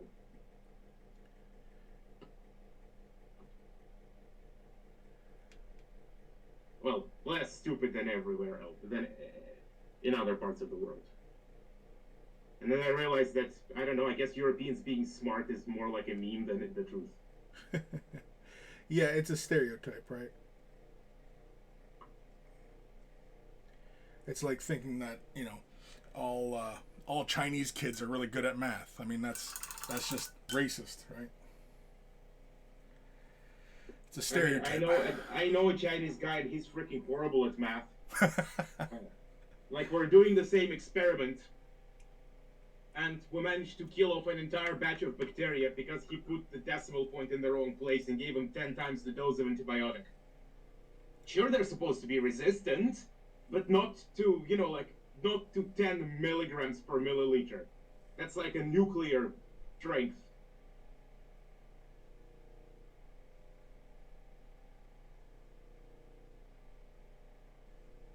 But he's like a great guy, so nobody was mad at him because he's such a wonderful person, but still. It was just a little snafu. Well, the reason why it's such a big deal is because each sample of bacteria costs us roughly 1,000 euros because we have to get it out of pigs, literally. We have to go to a farm, buy pigs, cut them up, and get the bacteria out of their guts. Do you guys get to do a field trip for that? No, thank God. No, it's just the associated costs, and also the ethics committee blows a gasket whenever we have to do it because that's like 50 pigs dead per each sample. Gotcha.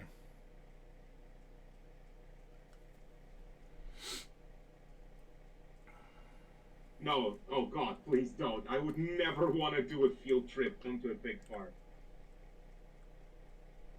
The school that I went to has a freezer full of dead piglets. Oh, that's classic. We have dead piglets too. They're just in a different building. We work with microbiology. The tissue, the anatomy and tissue guys. They're I think they're called the slaughterhouse they're building because it is. Yeah, just because it is. You get mice in formaldehyde. You get mice sliced very, very thinly and fixed in wax. You get the classic baby in a jar. Well, not human baby, but you know. Do they still put specimens in jars? I know they have them like in the little museum they have. But I don't know if they actually use them for anything in the actual research. Our school was built in the 50s, so we had to use the equipment we had. So we I'm put talking things about in jars. my university. Yeah, I know. Because my uni is actually very, very advanced, like very new.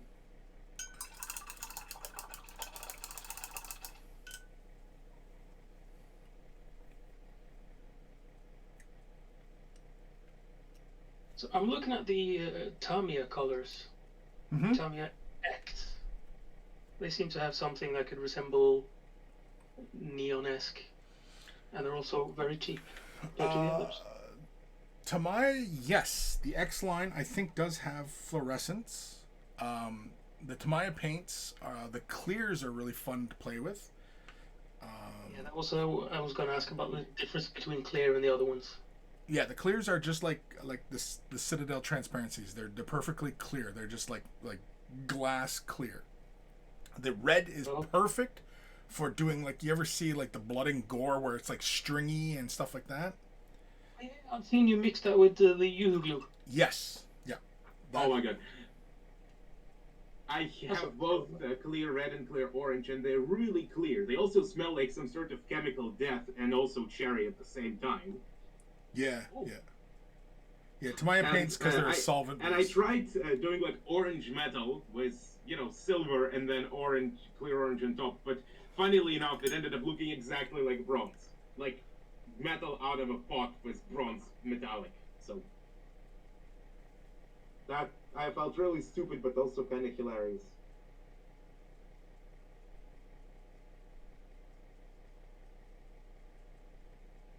Okay, so the clears are just as it says, clear. Yeah, they're perfectly clear. X. I'd have to use a lot of layers. Yeah, the X. If the product number has an X, it is a gloss finish, and if it's XF, it is a flat finish. Okay. So they'll finish Because matte. Looking at a whole bunch of X's there, XF. Yeah. But these are all just.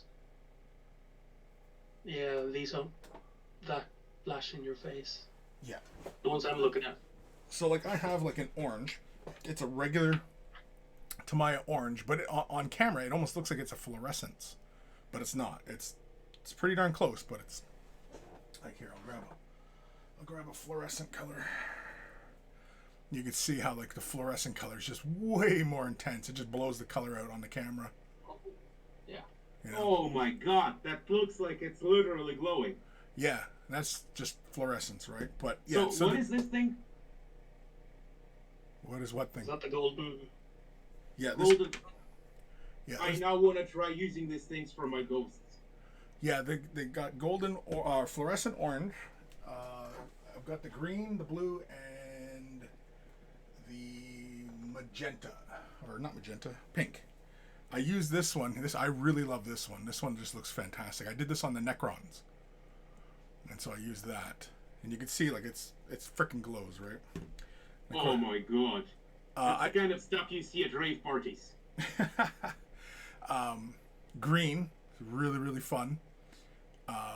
I did a side-by-side comparison of this and Vallejo's fluorescent green and Tesseract Glow, the Citadel. I did a side-by-side. The golden color is way more intense. Spoiler. Yeah.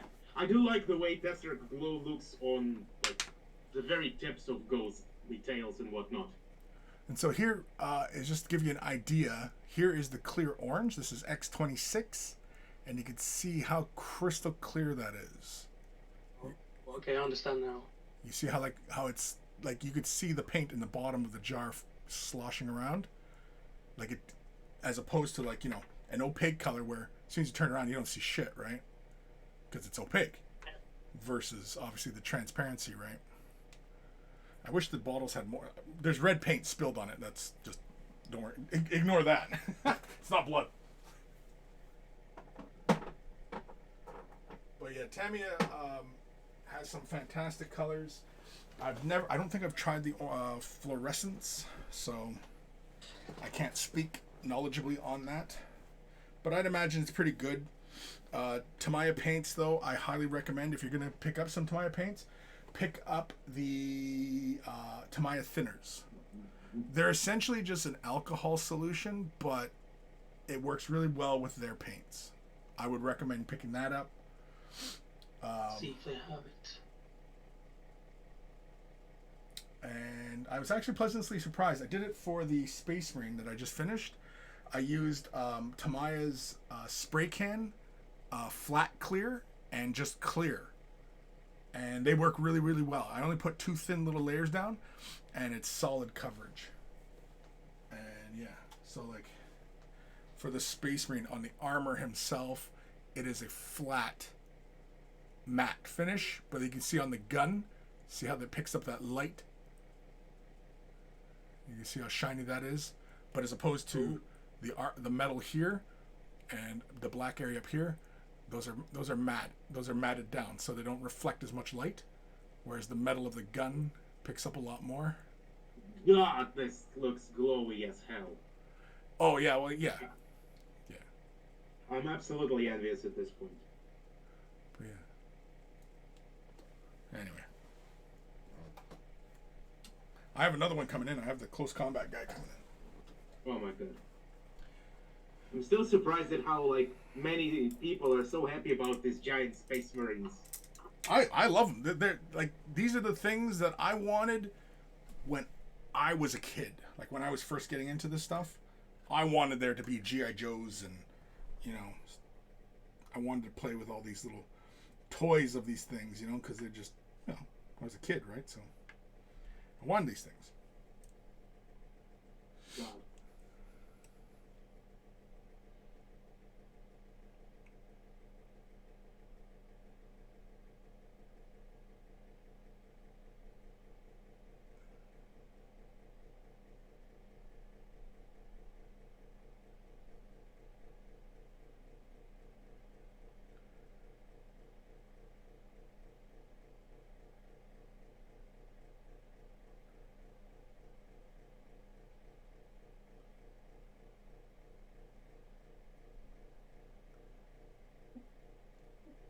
But yeah, if you're gonna get into Tamiya paints, I highly recommend the thinner, and I would recommend picking up the sealant, just because.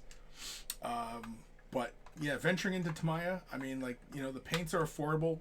So many places carry the paints, because it's not just hobby stores, right? Well, not just like our kind of hobby stores, but like, you know, RC, because that's where I pick up my stuff. And I didn't even know at the time until I actually ventured into their store, but they carry the Spastics paints, which is another one that I'm a big fan of. And then I was like, oh wow, these guys carry Spastics paints, like, you know. RC, like little planes that actually fly, right? Yeah, the like mechanical ones. yeah, like the RC cars, planes, boats, you know. Yeah. Because Oh right, remote control RC. Oh my god. yeah. Not an 80 speaker here. Took me a while to figure it out. Yeah, no problem. But yeah, Tamiya paints, I like them because, well, I mean, I was using them on the action figures. I did it for both McFarlane action figures I painted so far, because it's durable, you know. And if you're mostly gaming and you want a durable paint, yeah, why not use just Tamiya paints on the models? Because, you know, especially if you're not, like, you know, interested in like competition or display type painting, yeah, just use Tamiya paints. And you know, and if you have an airbrush, man, you're laughing, because you can do all sorts of stuff then. But yeah, I would highly recommend picking up the thinner though. They sell a small jar of it that's the same size as the paint pot. I don't know if I'd use that, unless of course you don't plan on doing a lot of painting with the Tamiyas. But yeah, I would recommend the thinner they use.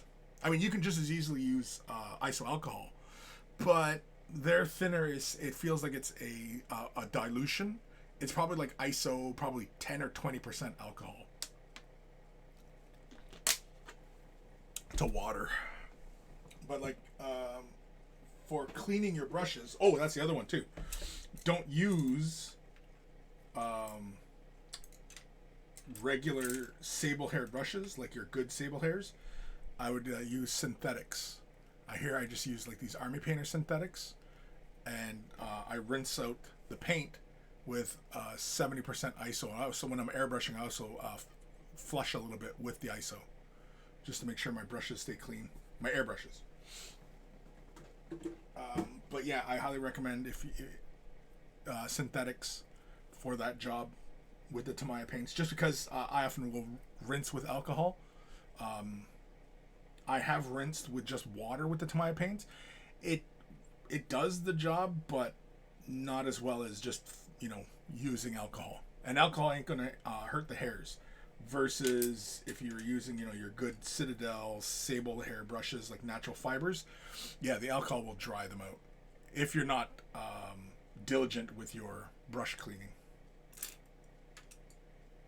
I swear to God, speaking of brushes, there is a brush I realized that I've been using extensively for absolutely everything. And it's the Army Painter Detail Brush Wargamer. I don't know what's in it, but it's performing better than any of my sable hair brushes. It never bends. It can take absolutely anything. Oh my god. It's like the messiah of brushes. I don't know why. Maybe I just got the 1 in a million that gets infused with the spirit of painting or something.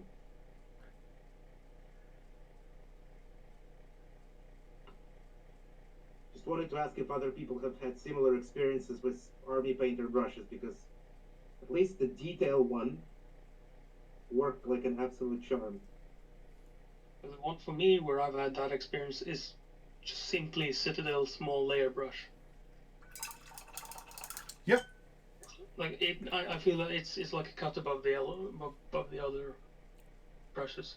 Well, maybe the shade brush, because I've had the same shade brush for now 5 years. Yeah, same here. This my Citadel shade brush. This is, you may notice that I use this to draw the paint out of the paint pots and mixings, and yeah, this one is my little mule. It does all my heavy lifting as far as the painting is concerned. And of course, you can see the brush is just dirty, as opposed to this brush, which is an old heavy metal standard brush, and it's got a nice long bristle on it. I love this one for glazing, just because it has a nice long. I mean, look at, you see how long the bristles are. I mean, it's longer than my fingernails, right? It's got a nice long. Comes to a nice point. I could do eyeballs with this brush, and this is a standard brush. I have Windsor Newtons, I have Artist Opus, I have all sorts of precision brushes. Fucking never use them.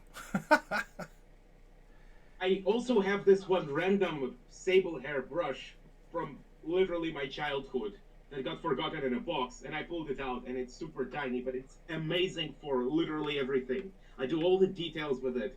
It's like it's like 2/3 of a brush, because when I was a little kid, I ate the end. I don't know why, but it's amazing. Did you used to eat I the don't paint? think I literally don't think they make them like this anymore. Did you used to eat the paint? No, I chewed on the end of the brush. Oh. So like brush has like the other end, right? The bristles and then the handle. Gotcha. Oh yeah, you chewed on the handle bit. Yeah. Because I used to do that too when I started out painting in primary school. I don't have that brush. I think I was something like 8 at the time, and my parents bought me this brush so I could practice fine art with like my tutors, but that was about as fun as watching paint dry, so. I like watching paint dry. I mean, I like watching paint dry. I didn't like watching that particular kind of paint dry, because they wanted me to be like a classical painter, my parents, and that's not it, dog. Or at least maybe I can be a classical painter now, because I honestly love painting, but not at that point in my time, you know. Right. It's kind of like taking a chick that just hatched out of the egg and throwing it off a cliff because it's a bird that should fly, right? Okay. Old Man Logan, I may have an orc-based fluorescent surprise for you on Saturday. Just gotta send the email. Yeah, please do. Inyabu, the feathers are a nice touch. Oh, the Space Marine. Yeah, thank you. I haven't done his showcase video yet, but stay tuned. And Old Man Logan, you sent an email? Sweet. Well, I don't know if we won't be getting it to this Saturday, but the following Saturday, probably. All right, let's have some more fun. What time are we at here? Holy cramoles. All right, so let's take some Ricard flesh and let's mix this with, do I have it out? Nope. With Shabby Bone? No, not a Shabby Bone. Let's mix it with, yeah. Let's mix it with Eldritch, or no, what is it? Pallid Witch. Pallid, needs to be shook, holy crap. Look at that. Anyway, yeah, we're going to use some Pallid Witch flesh. We're going to mix that. Probably like a 50-50. And then we'll thin it down and glaze with it a bit. Alright, I'm gonna have to leave the voice chat now, but I'm gonna be with you in the Twitch stream. In spirit? Yes. In Twitch stream. It's basically spirit. See Mr. Below. Later.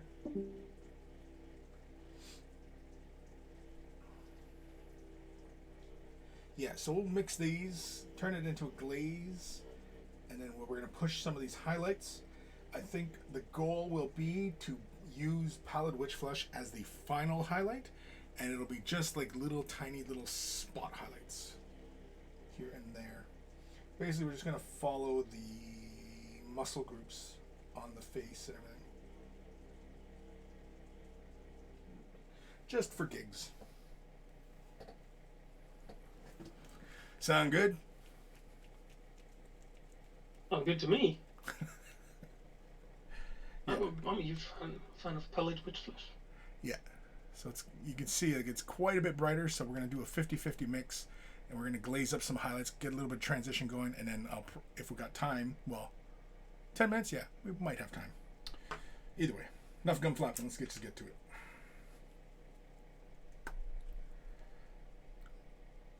So whenever I'm gathering my paint, I always try to get just halfway up the bristles, and that is what my unit of measurement, essentially. So I lay a little bit down, give the brush a rinse, then grab the Pallid Witch Flesh, just like that, and see. And so that's roughly how I know I'm sort of 50-50. it's not an exact science, but you know, 2 drops of medium, and away we go. And you can see on the go ahead. Go ahead. It's not an exact science, but it's close enough for rock and roll. Yeah, exactly. Because, like, realistically, when in the amounts of paint that are, you know, like, I'm off by as far as, like, you know, how many, you know, milliliters off I am as far as how much paint I'm gathering, yeah, I mean, like, it's not going to shift the value too intensely that the human eye can detect it, right? Like, I'm not too worried about that. Ballpark is good enough, and you can see how it's already, you know, quite a bit different from a Karth. And so we've just added 2 drops of medium to it. It's probably more like a ratio of 1-to-1 as far as paint to thinner is concerned.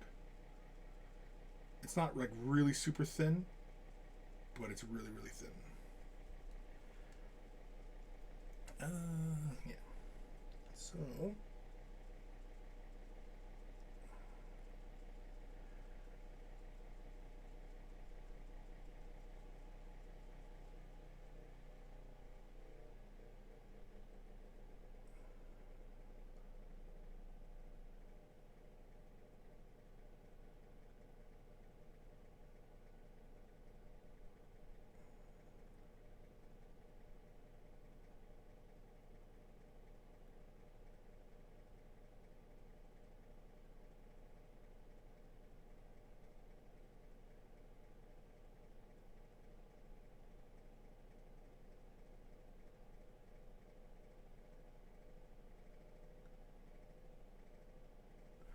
I need all my brain power, so that's probably why I'm going really quiet there. I'm concentrating.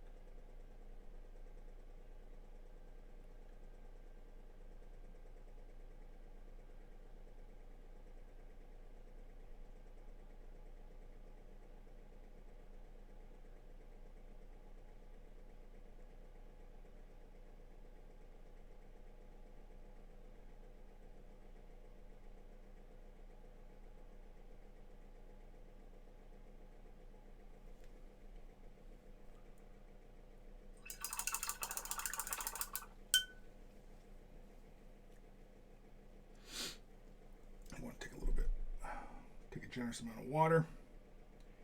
Break this down really, really thin. Just want to glaze a little bit better transition on this cheek. Right around here.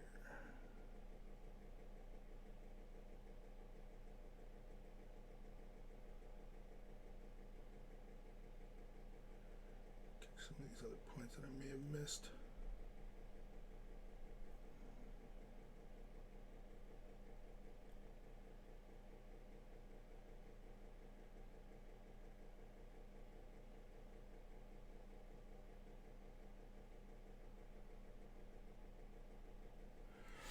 Yeah, I've been trying to think of a better answer for your question about when is glazing not glazing. And it really is just kind of like how we think about the technique, really. It's almost like it's, what's called it? Objective? Yeah. Or is it subjective? No, it's objective. Yeah, it's like I'm kind of at a loss as far as like how to describe it, especially to somebody who's not familiar with a lot of these concepts. Because, I mean, like, you're not the only one to ask that question. There's been other people who've asked that as well. Not of me, but, you know. Yeah. And so I'm just trying to think of, like, next time somebody asks me the question, like, you know, what's a good response for that? And I'm kind of at a bit of a loss for how to best describe that.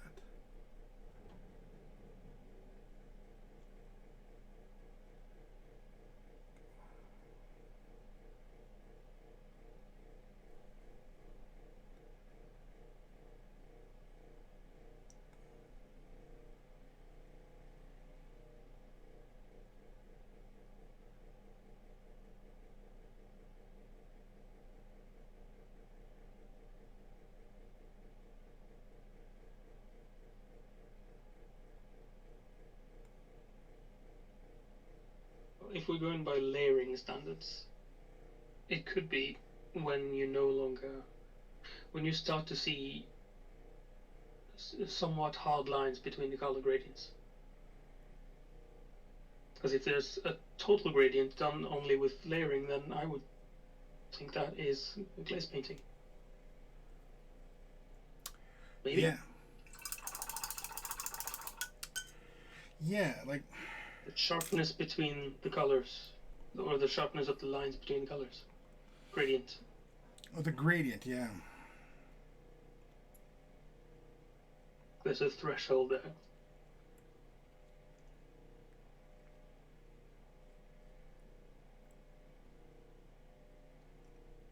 Yeah, I have to get back to you on that one.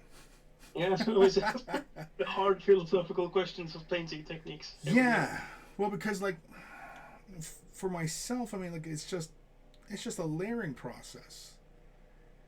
I mean, we call it glazing, but I'm trying to think of, like, because, like, in oil painting, we glaze in oil painting, but it's usually like a finishing technique. So glazing in our arena, it's not for finishing. It's a majority of the work can be done with this process.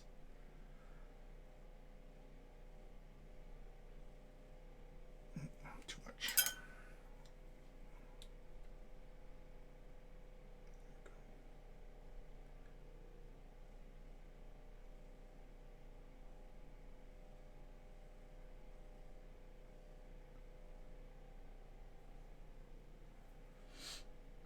Another question. Okay. Would you think I would be able to get this, well, not exactly neon effect, but the same colors using only GW paints? Citadel paints? If you stick within Citadel currently does not make any fluorescence. I would have thought Tesseract Glow was that, but it's not. When I did a side-by-side comparison, Tesseract Glow is not fluorescent. So I wouldn't get the fluorescence bit, but I would get the same colors.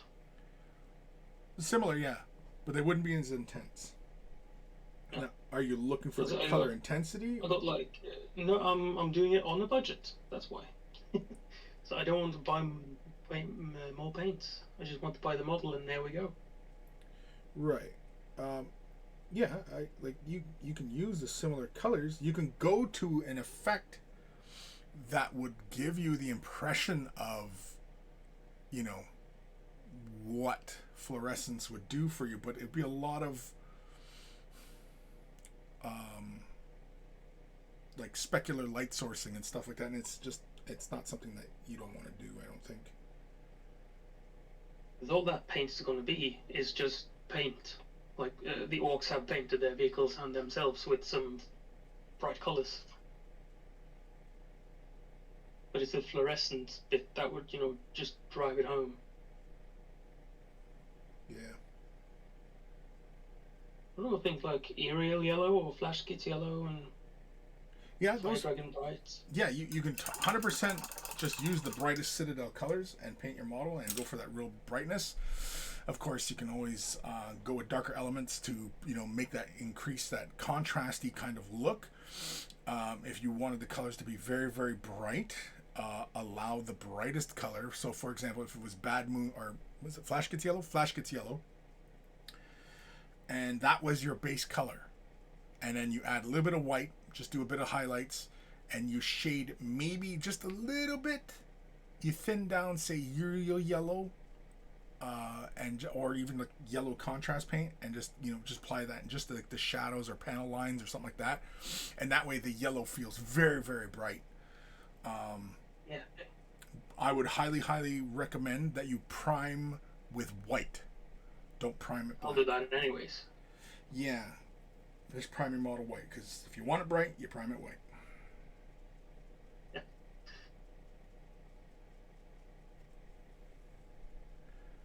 I'm slowly getting my mates over to try different colors than black in priming. Yeah. And it's working. They're happy with their results, and now they're doing stuff. Stuff they would normally do. Are you the painter in your group? Yes, but I have to say some of them has really caught up. Oh, I'll bet, yeah. Yeah, so now I'm like, okay, I gotta up my game. Right. The youngins are catching up. Yeah, the youngins. They're quite taller than me, but I'm still... No, I'm not the oldest. I'm the second oldest.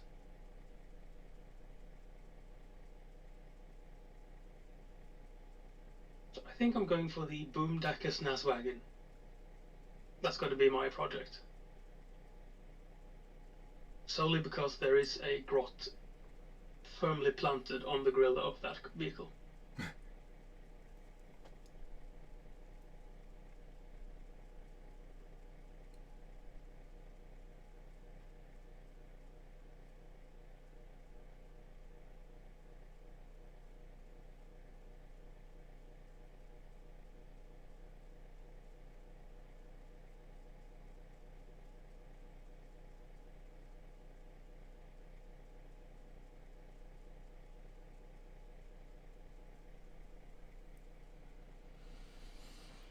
Greenleaf terrain, such a bellow.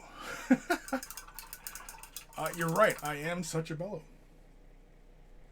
I can't help but be a bellow. Just can't help it.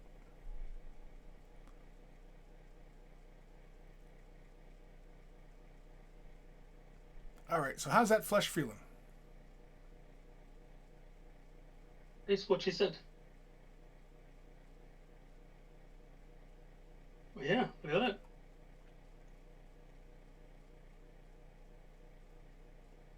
I do like it a lot. Yeah, I'm mostly happy with that. The horns on the side of his head are kind of distracting because they're kind of a yellowish. But I'm okay with that. The teeth, I think, are going to probably get a little bit brighter, but I think I want them to stay that yellowish, just so that they don't feel like the flesh. I want that flesh to remain this very, very pale look. Albino-y, if that's a word. Pixel Hobo, that is gorgeous. Thank you. Yeah, I'm mostly happy with where that's at. We could start calling it melanin deficient. Melatonin is probably the right word for it. I don't know. I'm not as smart as I let on. Neither am I.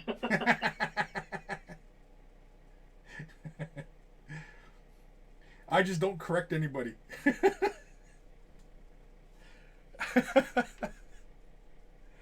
I usually just correct myself. Yeah.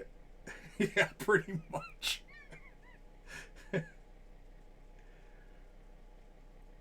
But I'm happy to be corrected, not in a pedantic way.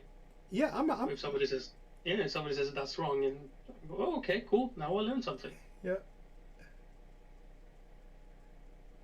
Yeah, same here. I mean, I'd like to think I'm the smartest guy on the planet, but I know for a fact I'm not.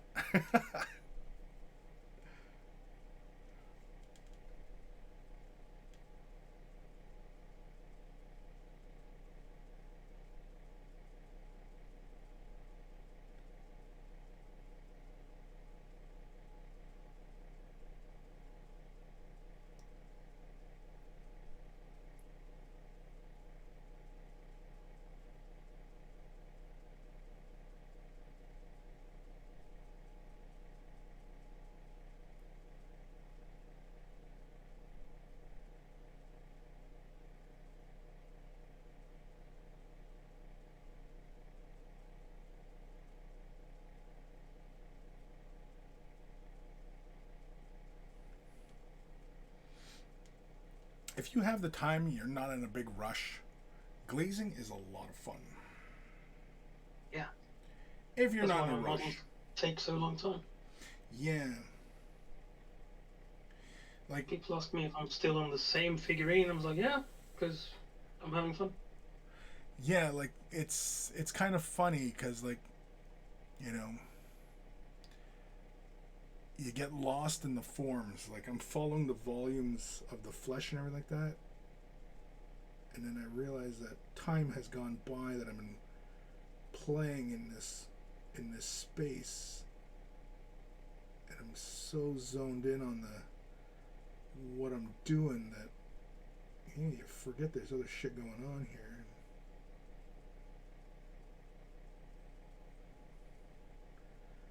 And I think it's because this sculpt is just so darn interesting.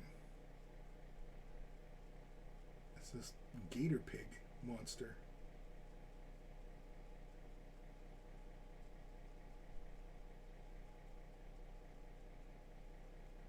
But as long as you're not in a rush,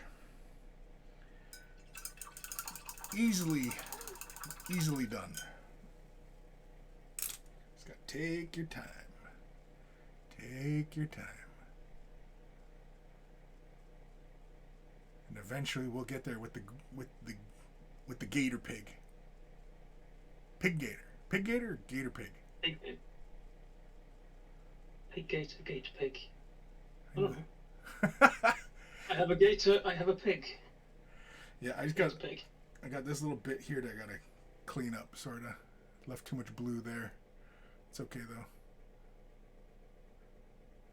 You know what I've actually never done on a model? Is a bruise. I don't think I've ever done a bruise. Say, it could be a bruise. Yeah, like I've never done a bruise. Well, that's kind of light for a bruise. But who knows? I mean, it's gator pig, right? I mean, who knows what a bruise looks like on a gator pig? Does anybody know what a bruise looks like on a gator pig? I doubt it.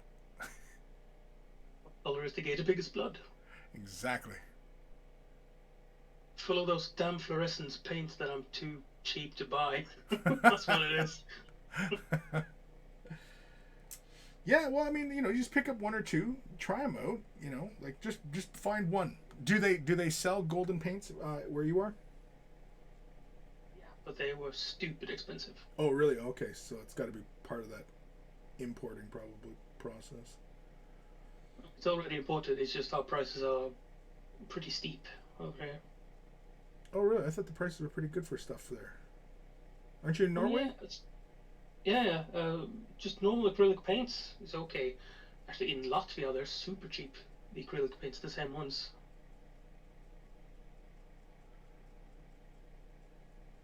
But you know, I don't live in Latvia, so. No, you can get decent acrylic paints for, like, what would that be? Got paint right in his nostril.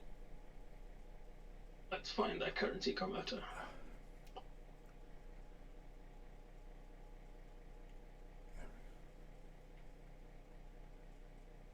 There we go. Got it. 235 Canadian.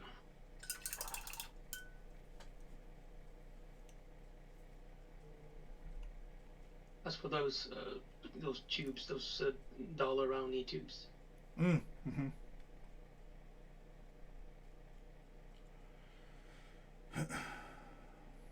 Dollarani, I've usually only ever used their oil paints. Not familiar with their acrylics. I use their black and white. It's a different finish from the Citadel paints, but I'm the only one who cares. Right. A bit of personal growth for me right there.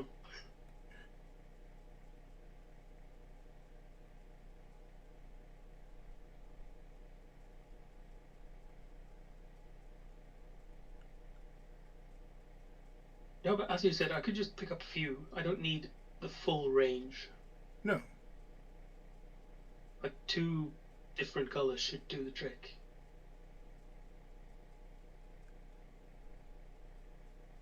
Pink and purple, there we go. the Tamiya X pink and purple.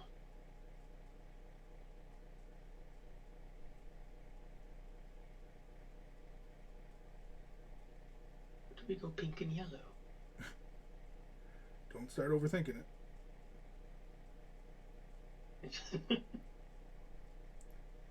Reel me back in, like, come back to reality. Yeah. Well, just, you can end up, playing yourself when you start overthinking things. And do I need this? Do I need this? Oh, I gotta get this, and I might need this, and Yeah. then you end up not getting anything done. Right?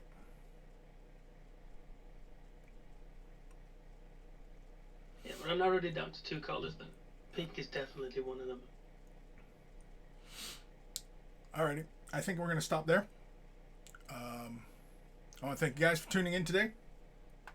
Hopefully you, found it enjoyable. Any last words of wisdom there, Barfing Sheep? I'm just going to repeat what you said. Don't overthink things. You'll never get anything done. There we go. That's it. It's the lesson of the day. I try not to overthink things all the time, and I end up just not thinking about things.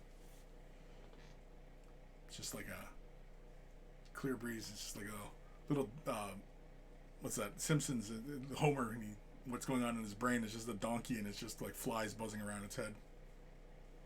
That's my thoughts.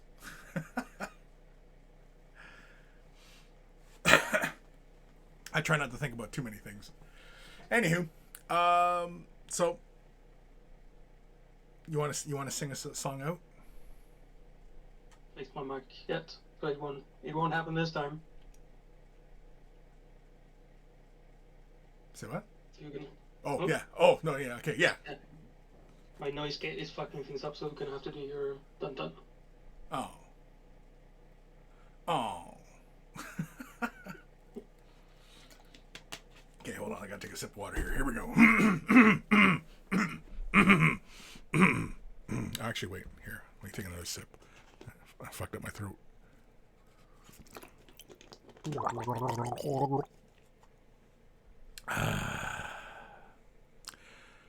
Dun dun dun dun dun dun dun dun dun dun dun dun dun dun dun dun dun.